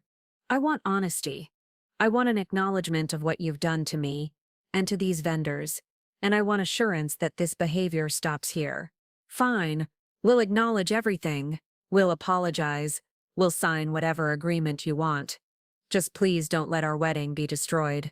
I looked at my son, this man I'd raised and loved and sacrificed for, and felt a profound sadness settle over me. Daniel, your wedding was destroyed the moment you decided to build it on lies and manipulation. I'm not destroying anything. I'm just refusing to continue funding the destruction. My phone rang, cutting through the tension in the room. Rebecca Morrison. Excuse me, I said, answering the call. Yes, Rebecca? Margaret. I just got off the phone with 3 of the vendors. They're all threatening to pull out, unless they receive certified payments by the end of business today. How do you want to proceed? I looked at Daniel and Charlotte, both of them hanging on every word of the conversation. Let them pull out, I said clearly. My clients are going to have to face the consequences of their financial mismanagement. Understood. I'll notify the remaining vendors that payment guarantees are no longer in effect. I hung up and turned back to Daniel and Charlotte. That was my attorney. Your vendors now know that I'm no longer guaranteeing payment for your wedding. You have until 5 o'clock today to provide them with certified funds, or they'll begin canceling services. Charlotte burst into tears. Real tears this time, not the calculated emotional manipulation she'd coached Daniel to perform. Daniel stared at me with an expression I'd never seen before. Mom, you're really going to let our wedding be canceled? Daniel, I didn't cancel your wedding. You did. The moment you decided to finance it with fraud and manipulation. I'm simply declining to rescue you from the consequences of your choices. I stood up and walked to the door, opening it in clear invitation for them to leave. You have a few hours to figure out your next move. I suggest you use them wisely. As they walked past me toward their car, Charlotte turned back one last time. Margaret, you're going to regret this. When Daniel realizes what you've done to us, he'll never forgive you. I smiled sadly. Charlotte, my son stopped being the person I raised a long time ago. I'm not losing Daniel today. I lost him the moment he decided that money was more important than family. I closed the door and watched through the window as they drove away. Daniel's B&W disappearing around the corner like a symbol of the life he'd chosen over the values I'd tried to teach him. My phone was already buzzing with calls from vendors wanting to confirm the cancellation of payment guarantees. The wedding that was supposed to happen in 3 days was effectively over. And for the first time in months, I felt truly at peace. Saturday morning dawned gray and drizzly, the kind of weather that seemed to mirror the complexity of emotions swirling through my mind. October 15th. What should have been Daniel's wedding day, instead of waking up excited to watch my son marry the woman he loved. I found myself sitting at my kitchen table with a cup of coffee and a strange sense of calm that I hadn't felt in months. The events of the past 3 days had unfolded exactly as Rebecca had predicted they would. By Thursday evening, every major vendor had canceled their services. Cascade Manor had released the venue to another couple who'd been on their waiting list. Bella Vista Catering had reassigned their staff to other events. Even the photographer had moved on to a different booking, leaving Daniel and Charlotte with nothing but a marriage license and 200 confused guests. My phone had been mercifully quiet since Wednesday afternoon. No more frantic calls from Daniel, no more angry voicemails from Charlotte, no more vendor inquiries about payment guarantees. The silence felt like the end of a storm. Peaceful, but tinged with the awareness of all the damage that had been done. At exactly 9:30 a.m., my doorbell rang. I wasn't surprised to find Daniel standing on my porch alone, looking like he hadn't slept in days. He was wearing jeans and a wrinkled t-shirt, a far cry from the expensive tuxedo he should have been putting on at that moment. His eyes were red-rimmed, and his usually perfect hair was disheveled. "Hi, Mom," he said quietly. "Hello, Daniel. Come in." He stepped into my living room like a man walking through a minefield, careful and uncertain. The confident, ambitious young man who'd dominated every room he entered was gone, replaced by someone who looked lost and much younger than his 29 years. "Coffee?" I offered. "Please." I poured him a mug, and we sat across from each other at the kitchen table where he'd cried 3 weeks ago, begging for money to save his wedding. The irony wasn't lost on either of us. "So," I said gently, "how are you doing?" Daniel laughed, but there was no humor in it. "How am I doing? My wedding was supposed to start in 4 hours. Instead, I spent yesterday calling 200 people to tell them not to come. Charlotte hasn't spoken to me since Thursday night. My credit is destroyed from the vendor cancellation fees, and I'm probably going to be evicted from my apartment because I spent my rent money on the honeymoon deposits." He took a sip of coffee with shaking hands. "I'm doing terribly, Mom. I'm sorry to hear that. Are you? Because you could have prevented all of this. You could have just called the vendors back and told them everything was fine." I studied my son's face, looking for any sign of the boy I'd raised. "Daniel, do you really believe that?" He was quiet for a long moment. "No, I guess I don't." "What do you believe?" "I believe I've been an idiot. I believe I let Charlotte manipulate me into treating you terribly. I believe I made choices that I can't unmake." He set down his coffee mug and buried his face in his hands. "Mom, I don't know how I got here. I don't know how I became someone who would take his mother's retirement savings and then uninvite her from the wedding she paid for." It was the first honest thing Daniel had said to me in months, maybe years. "Tell me about Charlotte," I said. "When did things change between you two?" Daniel looked up, his eyes filled with a mixture of anger and something that might have been grief. "Thursday night, after we left here, We went back to her apartment, and she just exploded. Started screaming about how I was weak, how I should have been able to control you better, how a real man would have found a way to get the money without all this drama. What did you say? I told her that maybe we needed to postpone the wedding, take some time to save money and plan something more reasonable. She said that if I couldn't provide her with the wedding she deserved, maybe I wasn't the man she thought I was. And then, she told me that her parents never actually had a financial crisis. They pulled their support because they didn't think I was good enough for her, and she'd been trying to prove them wrong by having the most expensive, elaborate wedding possible. Daniel's voice broke slightly. She said that if I really loved her, I would find a way to make this work, even if it meant taking out loans or asking other family members for money. Other family members? She wanted me to call Aunt Susan and Uncle Robert, maybe Grandma Collins, anyone who might have savings I could access. I felt a chill run down my spine. Charlotte hadn't just been targeting me, she'd been planning to systematically extract money from my entire family. What did you tell her? I told her that I wasn't going to defraud my relatives to pay for a wedding. That's when she really lost it. Started saying that I was just like my father, weak, unambitious, willing to settle for mediocrity. The mention of Michael hit me like a physical blow. She said, "You were like your father." She said that Dad was a failure who died young because he couldn't handle the pressure of success, and that I was following in his footsteps by choosing family over ambition. I felt anger rise in my chest, not the cold, calculating anger I'd felt over the past week, but something hotter and more protective. Daniel, your father was one of the strongest, most successful men I ever knew. He built a loving family, provided for us, and raised a son he was proud of. If that's failure, then I don't understand what success means. I know that now, but Mom, Charlotte was so good at making me feel like I wasn't enough, like I needed to prove myself worthy of her. Every time I tried to set reasonable boundaries or suggest scaling back our lifestyle, she'd find ways to make me feel like I was disappointing her.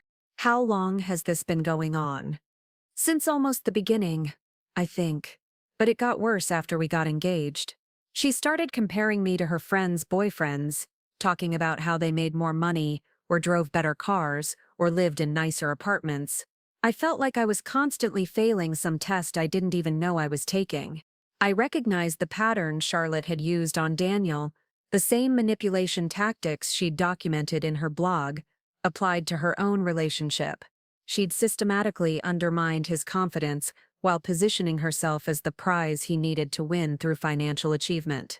Daniel, can I ask you something? When you came to me crying about needing money for the wedding, how much of that was genuine emotion and how much was performance? He was quiet for so long I thought he might not answer. Both, I think. I was genuinely upset about potentially disappointing Charlotte, but she did coach me on what to say to you.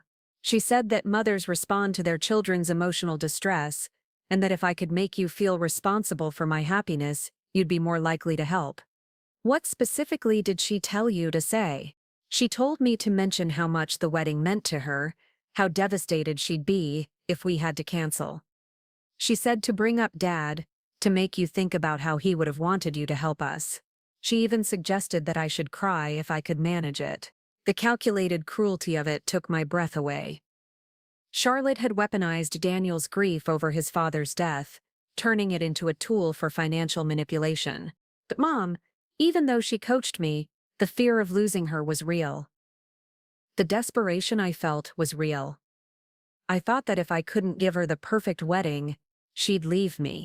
And now I realize that someone who would leave you for not being able to afford their dreams isn't someone worth keeping. We sat in silence for several minutes, both of us processing the weight of his words. "Where is Charlotte now?" I asked finally. She moved back in with her parents Thursday night.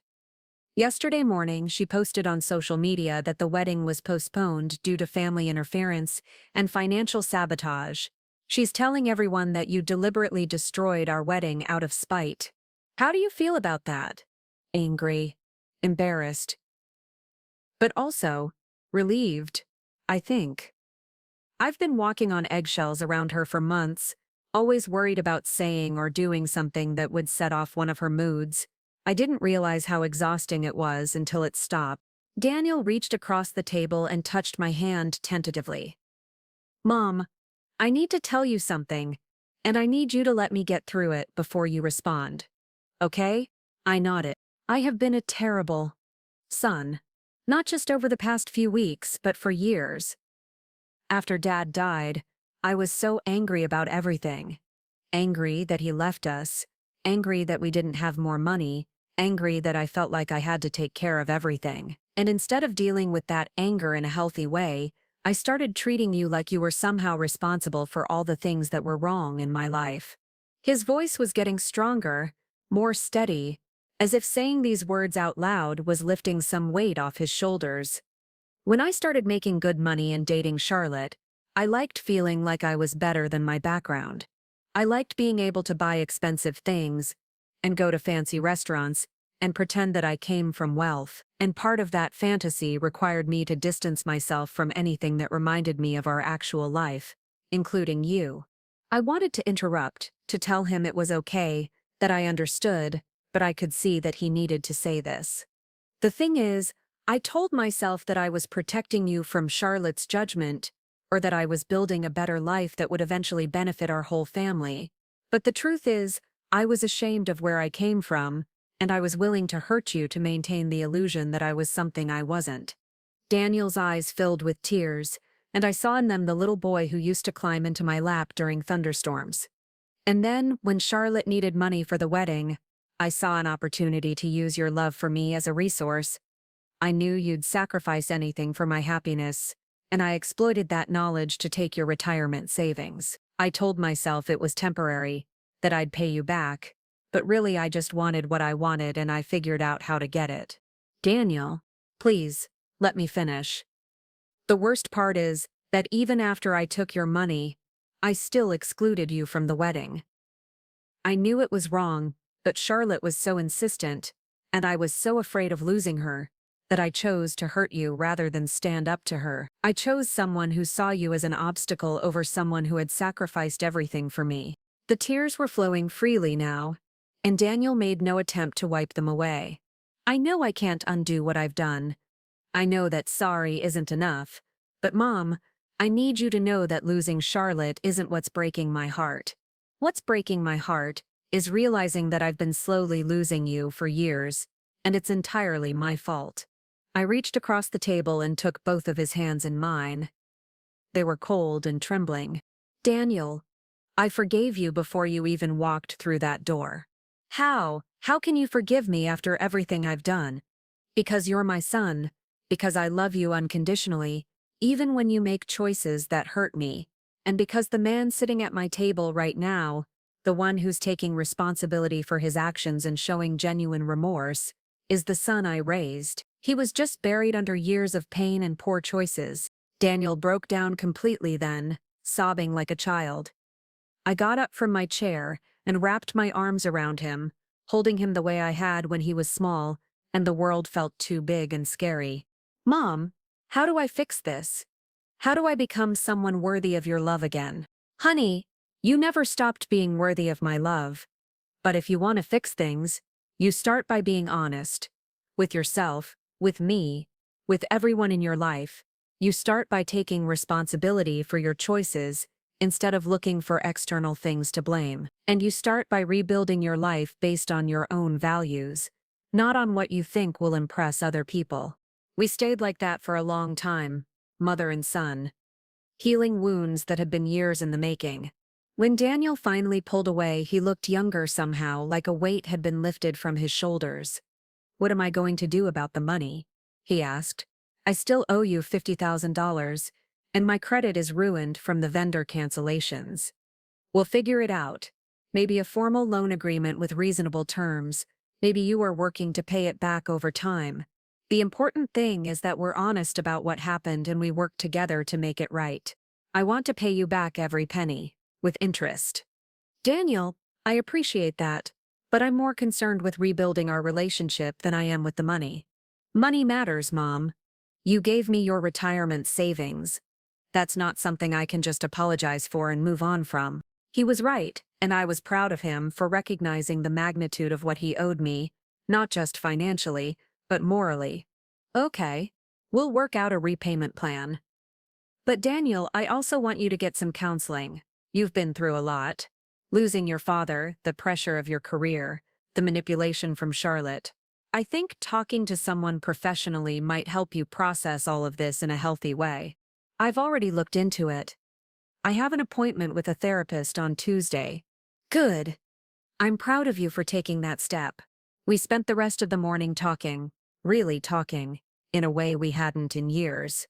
Daniel told me about the pressure he'd felt at work, about the impossible standards Charlotte had set for their lifestyle, about the loneliness he'd felt even when surrounded by all the trappings of success. I told him about the grief I'd carried since Michael's death, about the fear I'd had of losing Daniel too, about the ways I'd enabled his behavior because I was so desperate to maintain our connection. For the first time in years, we were honest with each other about our failures and our fears, and in that honesty, I found hope. Around noon, Daniel's phone buzzed with a text message. He glanced at it and winced. Charlotte? I asked. Yeah. She's asking if I've come to my senses about the money situation. What are you going to tell her? Daniel looked at his phone for a long moment, then typed a response and showed it to me before sending it. Charlotte, I'm not going to ask my family for more money to fund a lifestyle we can't afford. If you can't accept that, then we want different things from life. I hope you find someone who can give you what you're looking for, but it's not going to be me. He hit send, and then, deliberately, blocked her number. How does that feel? I asked. Scary. Sad, but also free. That afternoon, I helped Daniel start making calls to clean up the financial mess from the canceled wedding. We contacted creditors, explained the situation to his landlord, and began the process of rebuilding his damaged credit. It would take time, but it was a start. Over the following weeks, Daniel threw himself into repairing the damage he'd done to his life. He moved into a smaller, more affordable apartment. He traded in his BMW for a reliable used car. He took on extra projects at work to earn money for my repayment plan. More importantly, he began therapy and started addressing the underlying issues that had led him to make such destructive choices. He learned to recognize manipulation tactics and to build healthy boundaries in relationships. He began volunteering at a financial literacy nonprofit, teaching young adults about the dangers of lifestyle inflation and debt. 6 months later, Daniel brought someone new to my house for dinner. Her name was Sarah. She was a teacher at a local elementary school, and she drove a 10-year-old Honda Civic. She was nothing like Charlotte. Warm instead of calculating. Interested in Daniel's character rather than his bank account. Excited to meet the woman who had raised the man she was falling in love with.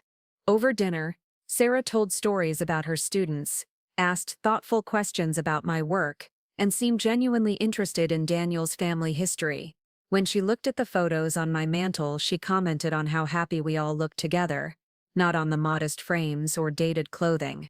After Sarah left that evening, Daniel and I sat on my front porch watching the sunset. She seems wonderful, I said. She is, Mom. Can I tell you something? Of course. For the first time in years, I'm excited about the future. Not because of what I might accomplish or acquire, but because of who I might become. Sarah sees the best in me, but she also calls me out when I start slipping back into old patterns. She makes me want to be the man you raised me to be. That's all I ever wanted for you, honey. To be happy and to be good. I know that now. And Mom, when Sarah and I get married, and I think we will, eventually, I want you to walk me down the aisle. I want you to be involved in every aspect of the planning. I want our wedding to be a celebration of family, not a performance for strangers. I reached over and squeezed his hand. I would be honored. As the sun set over Portland that evening, I reflected on the journey that had brought us to this moment. A year ago, I had been a lonely widow whose son was slipping away from her, someone so desperate for connection that I was willing to sacrifice my financial security for a few crumbs of inclusion. Now I was a woman who had fought for her own dignity and won. I had learned that love without boundaries is not love at all. but enabling. I had discovered that sometimes the most loving thing you can do for someone is to let them face the consequences of their choices. The $50,000 I had given Daniel was slowly being repaid through a formal loan agreement. More importantly, the relationship I had thought was lost forever had been rebuilt on a foundation of honesty and mutual respect. Daniel had learned that success without character is empty, that relationships built on manipulation are doomed to fail, and that the love of family is worth more than all the status symbols money can buy. And Charlotte? I had heard through mutual acquaintances that she had moved to Los Angeles, where she was working as a social media influencer and dating a tech entrepreneur. Her wedding blog had been quietly deleted after several former readers complained about the fraudulent advice she had provided. Sometimes I wondered if she had learned anything from the experience, or if she was simply looking for new targets for her schemes, but that was no longer my concern. I had protected my own family, and that was enough. On quiet evenings when Daniel would call just to check in, or stop by for dinner, I would think about the advice I might give to other parents facing similar situations with their adult children. Trust your instincts when something feels wrong. Don't enable destructive behavior in the name of love. Set boundaries and enforce them, even when it's painful. Remember that sometimes the most loving thing you can do is say no. But most importantly, never give up hope. People can change, relationships can heal, and families can emerge from crisis stronger than they were before. The wedding that never happened had taught us all lessons that were worth far more than $50,000. And in the end, that made it the most valuable celebration we never had. But the story didn't end there. Life, I've learned, has a way of continuing to unfold long after we think the main drama has concluded. 2 years after that fateful October day, I found myself standing in the bridal suite at a charming vineyard outside Portland, watching Sarah adjust her simple but elegant wedding dress. Unlike Charlotte's elaborate designer gown that had cost more than most people's cars, Sarah had found her dress at a vintage shop downtown for $300. She looked radiant. "Mrs. Collins, I'm so nervous," Sarah confessed, turning to me with the same vulnerability that had made me love her from the moment Daniel brought her home.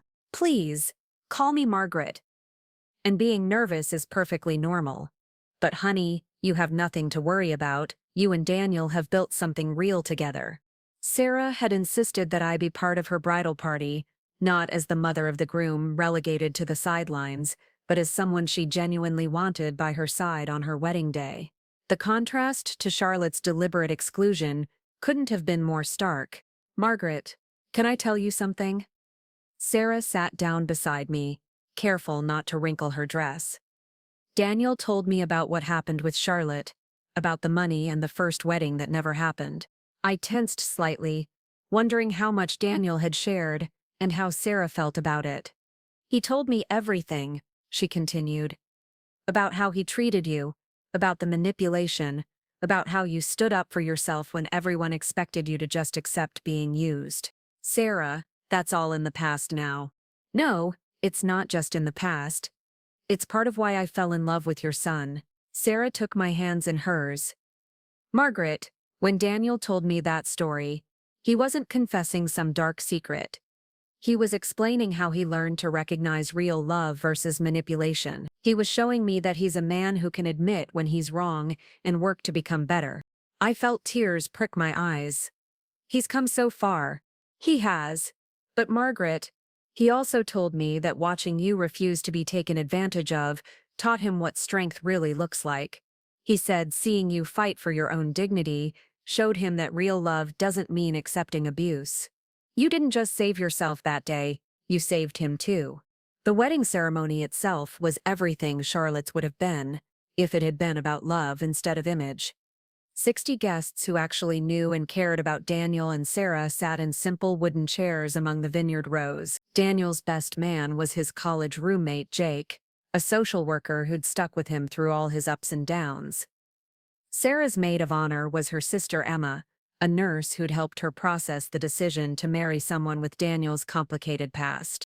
When the music started and Sarah began her walk down the aisle, I watched Daniel's face transform. There was no anxiety about whether everything looked perfect for the photographers. No calculation about which guests needed to be impressed. There was just pure joy at seeing the woman he loved choosing to build a life with him.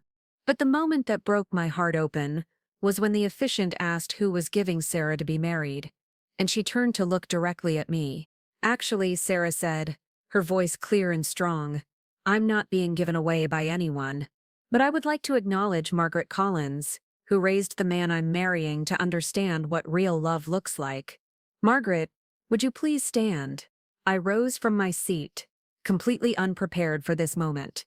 The entire gathering turned to look at me, but unlike at Charlotte's engagement party where I'd felt out of place and judged, here I felt celebrated. Margaret taught Daniel that love means sacrifice, but also that sacrifice doesn't mean allowing yourself to be diminished. She showed him that a mother's love is unconditional, but that unconditional love doesn't mean accepting unacceptable behavior. The man standing beside me today learned how to be a good partner because he first learned how to be a good son. I was crying openly now, and so was Daniel, but these were tears of healing, of celebration, of gratitude for second chances. The reception was held in the vineyard's rustic barn, decorated with flowers from Sarah's own garden and lights strung by Daniel and his friends. Instead of a 5-course meal with imported delicacies, there was a buffet of comfort food prepared by Sarah's aunt, who owned a small restaurant in town. Instead of a string quartet, Daniel's cousin played guitar, while guests danced on a floor made of reclaimed wood. It was simple, it was personal, and it cost less than what Charlotte had planned to spend on flowers alone. But it was perfect because it reflected who Daniel and Sarah actually were, not who they thought they needed to pretend to be. During the father-daughter dance, Sarah asked me to join them. The three of us swayed together to an acoustic version of The Way You Look Tonight, and I realized that this was what family was supposed to feel like, not a collection of people trying to impress each other, but a group of individuals who chose to love and support each other through both triumph and failure. Later that evening, as the reception was winding down, Daniel pulled me aside. "Mom, I have something for you." He handed me an envelope with my name written in his careful handwriting. "What's this?" "Open it." Inside was a check for $50,000, the full amount I'd given him for Charlotte's wedding, plus interest. "Daniel, we agreed on a payment plan. You don't have to." "Yes, I do, Mom. I've been saving every extra penny for 2 years. I took on freelance projects. I sold everything I didn't actually need. I lived in that tiny apartment and drove that old car because paying you back was more important than maintaining any kind of lifestyle." I looked at the check, overwhelmed by the magnitude of what it represented. Not just the money, but the years of discipline and sacrifice Daniel had committed to making things right. "But more than that," Daniel continued, "I wanted to prove to myself that I could be the kind of man who keeps his word, who takes responsibility for his mistakes, who understands that actions have consequences. Daniel, I'm so proud of you. I learned it from you, Mom. You could have just written off the money and written me off too. Instead, you held me accountable while still loving me. You showed me that forgiveness doesn't mean forgetting, and that real change requires work." As the evening ended and guests began to leave, I found myself sitting at a table with Rebecca Morrison, who had attended the wedding as my guest. She'd become more than my attorney over the past 2 years. She'd become a genuine friend. "So," Rebecca said, raising her glass of wine, "how does it feel to have won completely?" "Won? I don't think of it as winning. Margaret, 2 years ago you were a woman whose son had stolen her retirement savings and excluded her from his wedding. Tonight, you watched that same son marry a wonderful woman in a ceremony that honored you as a central figure in his life. If that's not winning, I don't know what is." I thought about Rebecca's words as I drove home that night. In some ways, she was right. I had gotten everything I'd wanted: my money back, my son's respect, and a daughter-in-law who genuinely valued me. But more than that, I'd gotten something I hadn't even known I'd lost: my own sense of worth. For years after Michael's death, I'd allowed grief and loneliness to convince me that any connection with Daniel was better than none at all. I'd accepted less and less from him because I was so afraid of losing him completely. But in fighting for my dignity, I discovered that I'd rather have no relationship than a relationship built on my own diminishment. The irony was that by refusing to accept Daniel's poor treatment, I'd ultimately gotten a better relationship with him than I'd ever imagined possible. 3 months after the wedding, Daniel and Sarah announced that they were expecting their first child. When they asked me to move into the small apartment above their garage so I could help with the baby, I said yes immediately. Not because they needed my money or because I was desperate for connection, but because they genuinely wanted me to be part of their growing family. The baby, a girl they named Elena after her grandfather's beloved wife, arrived on a crisp spring morning. When I held my granddaughter for the first time, I thought about all the ways that love can be tested and rebuilt, and about how the strongest relationships are often the ones that survive the deepest wounds. Daniel, watching me cradle his daughter, seemed to be thinking similar thoughts. "Mom, do you think Dad would be proud of how things turned out?" I looked at this man who had lost his way so completely but found it again through pain and effort, holding his wife's hand while their newborn daughter slept peacefully in my arms. "Honey, your father always said that the measure of a person isn't whether they make mistakes, but whether they learn from them. He would be incredibly proud of the man you've become." And I realized that I was proud too. Not just of Daniel, but of myself. I was proud that I'd found the strength to fight for my own worth. I was proud that I'd refused to enable destructive behavior in the name of love. I was proud that I'd set boundaries and enforced them, even when it was painful.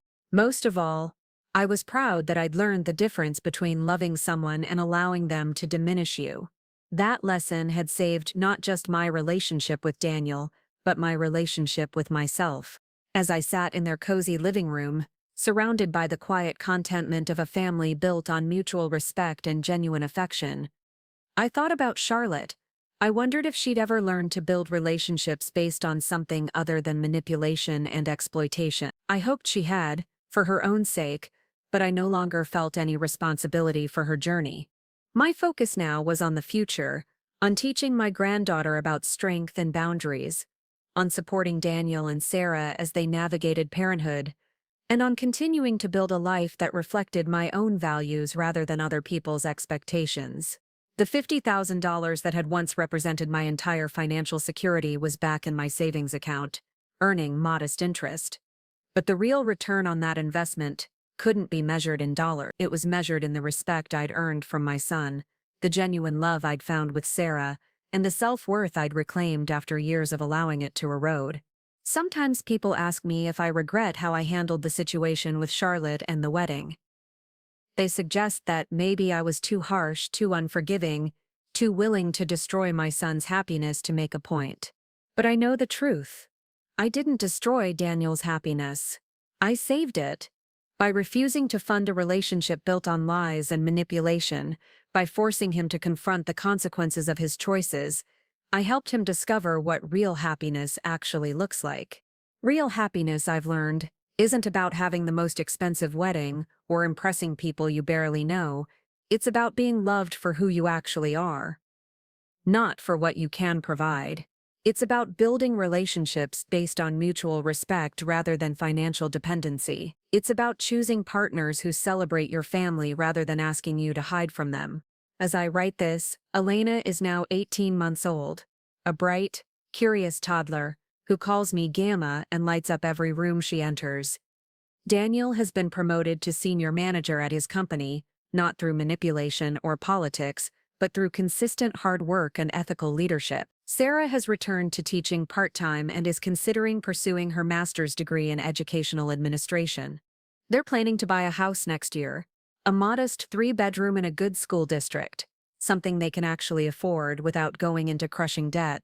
When they asked my opinion about the purchase, I was struck by how different the conversation was from the wedding planning disasters of 3 years ago. They showed me spreadsheets with realistic budgets. They'd already been pre-approved for a mortgage they could comfortably afford, and they were making decisions based on their family's actual needs rather than trying to impress anyone. This is what financial maturity looks like, and it's beautiful to witness. Last week, I received an unexpected message on social media. It was from one of Charlotte's former blog readers, a young woman named Jessica, who had apparently used Charlotte's manipulation techniques to extract money from her own family for her wedding. Mrs. Collins.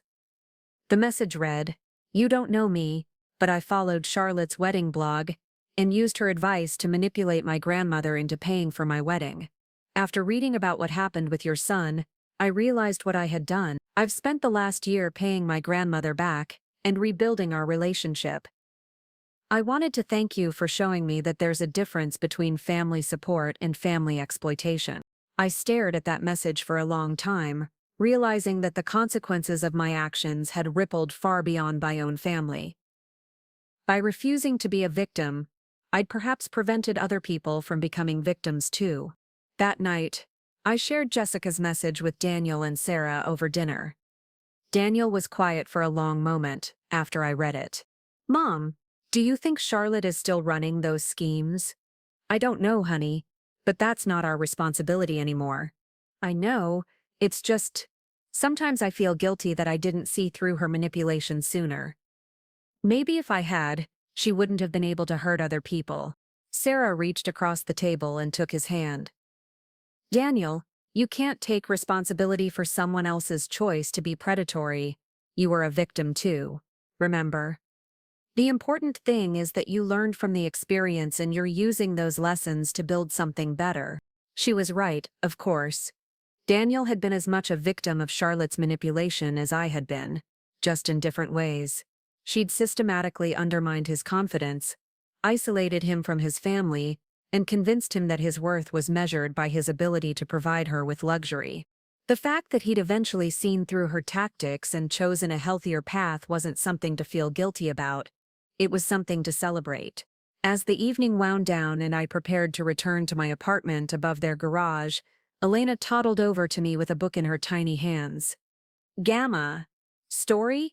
I settled into the rocking chair that Daniel had bought for me when Elena was born, and she climbed into my lap with the confidence of a child who has never doubted that she is loved unconditionally. As I read to her about brave princesses and kind dragons, I thought about all the stories that had led us to this moment. The story of a young woman who married too young and learned to be a mother while still figuring out how to be herself. The story of a man who died too soon but left behind a legacy of love and integrity. The story of a boy who lost his way but found it again through pain and forgiveness. And the story of a woman who learned that the most loving thing you can do is refuse to enable someone else's worst impulses, even when that someone is your own child. All of these stories had woven together to create this moment. A grandmother reading to her granddaughter in a home filled with genuine love and mutual respect. It wasn't the life I'd planned when I was Elena's age, dreaming of my own future, but it was better than anything I could have imagined. When Elena fell asleep in my arms, Daniel carefully lifted her and carried her to her crib. As we stood in her nursery watching her sleep, he spoke quietly. "Mom, I want Elena to grow up knowing her own worth. I want her to understand that love shouldn't diminish her, that family means supporting each other without exploitation. Will you help Sarah and me teach her those lessons?" "Every day," I promised. And as I made that promise, I realized that the fight I'd fought 3 years ago, the fight for my own dignity and self-worth, had been about more than just me. It had been about creating a legacy of strength and self-respect that would benefit generations to come. Elena would grow up in a family where love was demonstrated through actions, not just words, where boundaries were respected, where manipulation was recognized and rejected, where financial responsibility was valued over financial recklessness. She would learn these lessons not through lectures, but through watching how her parents treated each other, how they treated me, and how they expected to be treated in return. This, I realized, was the real victory. Not getting my money back, not seeing Charlotte's schemes exposed, not even rebuilding my relationship with Daniel. The real victory was knowing that the next generation would start with a foundation of healthy relationship patterns that it had taken me 64 years to learn. As I walked back to my little apartment that night, I felt a deep sense of contentment. The stars were bright over Portland, and the air carried the scent of spring blossoms from Sarah's garden. Tomorrow would bring new challenges, new opportunities to teach and learn and grow. But tonight, all was well. The family that had nearly been destroyed by greed and manipulation had been rebuilt on a foundation of honesty and mutual respect, and that was worth more than all the money in the world. Looking for more? We've got two amazing stories ready for you right on screen. If this one touched you, these are absolutely worth your time. Click to watch them now. And hey, subscribe and hit that bell to never miss our latest uploads.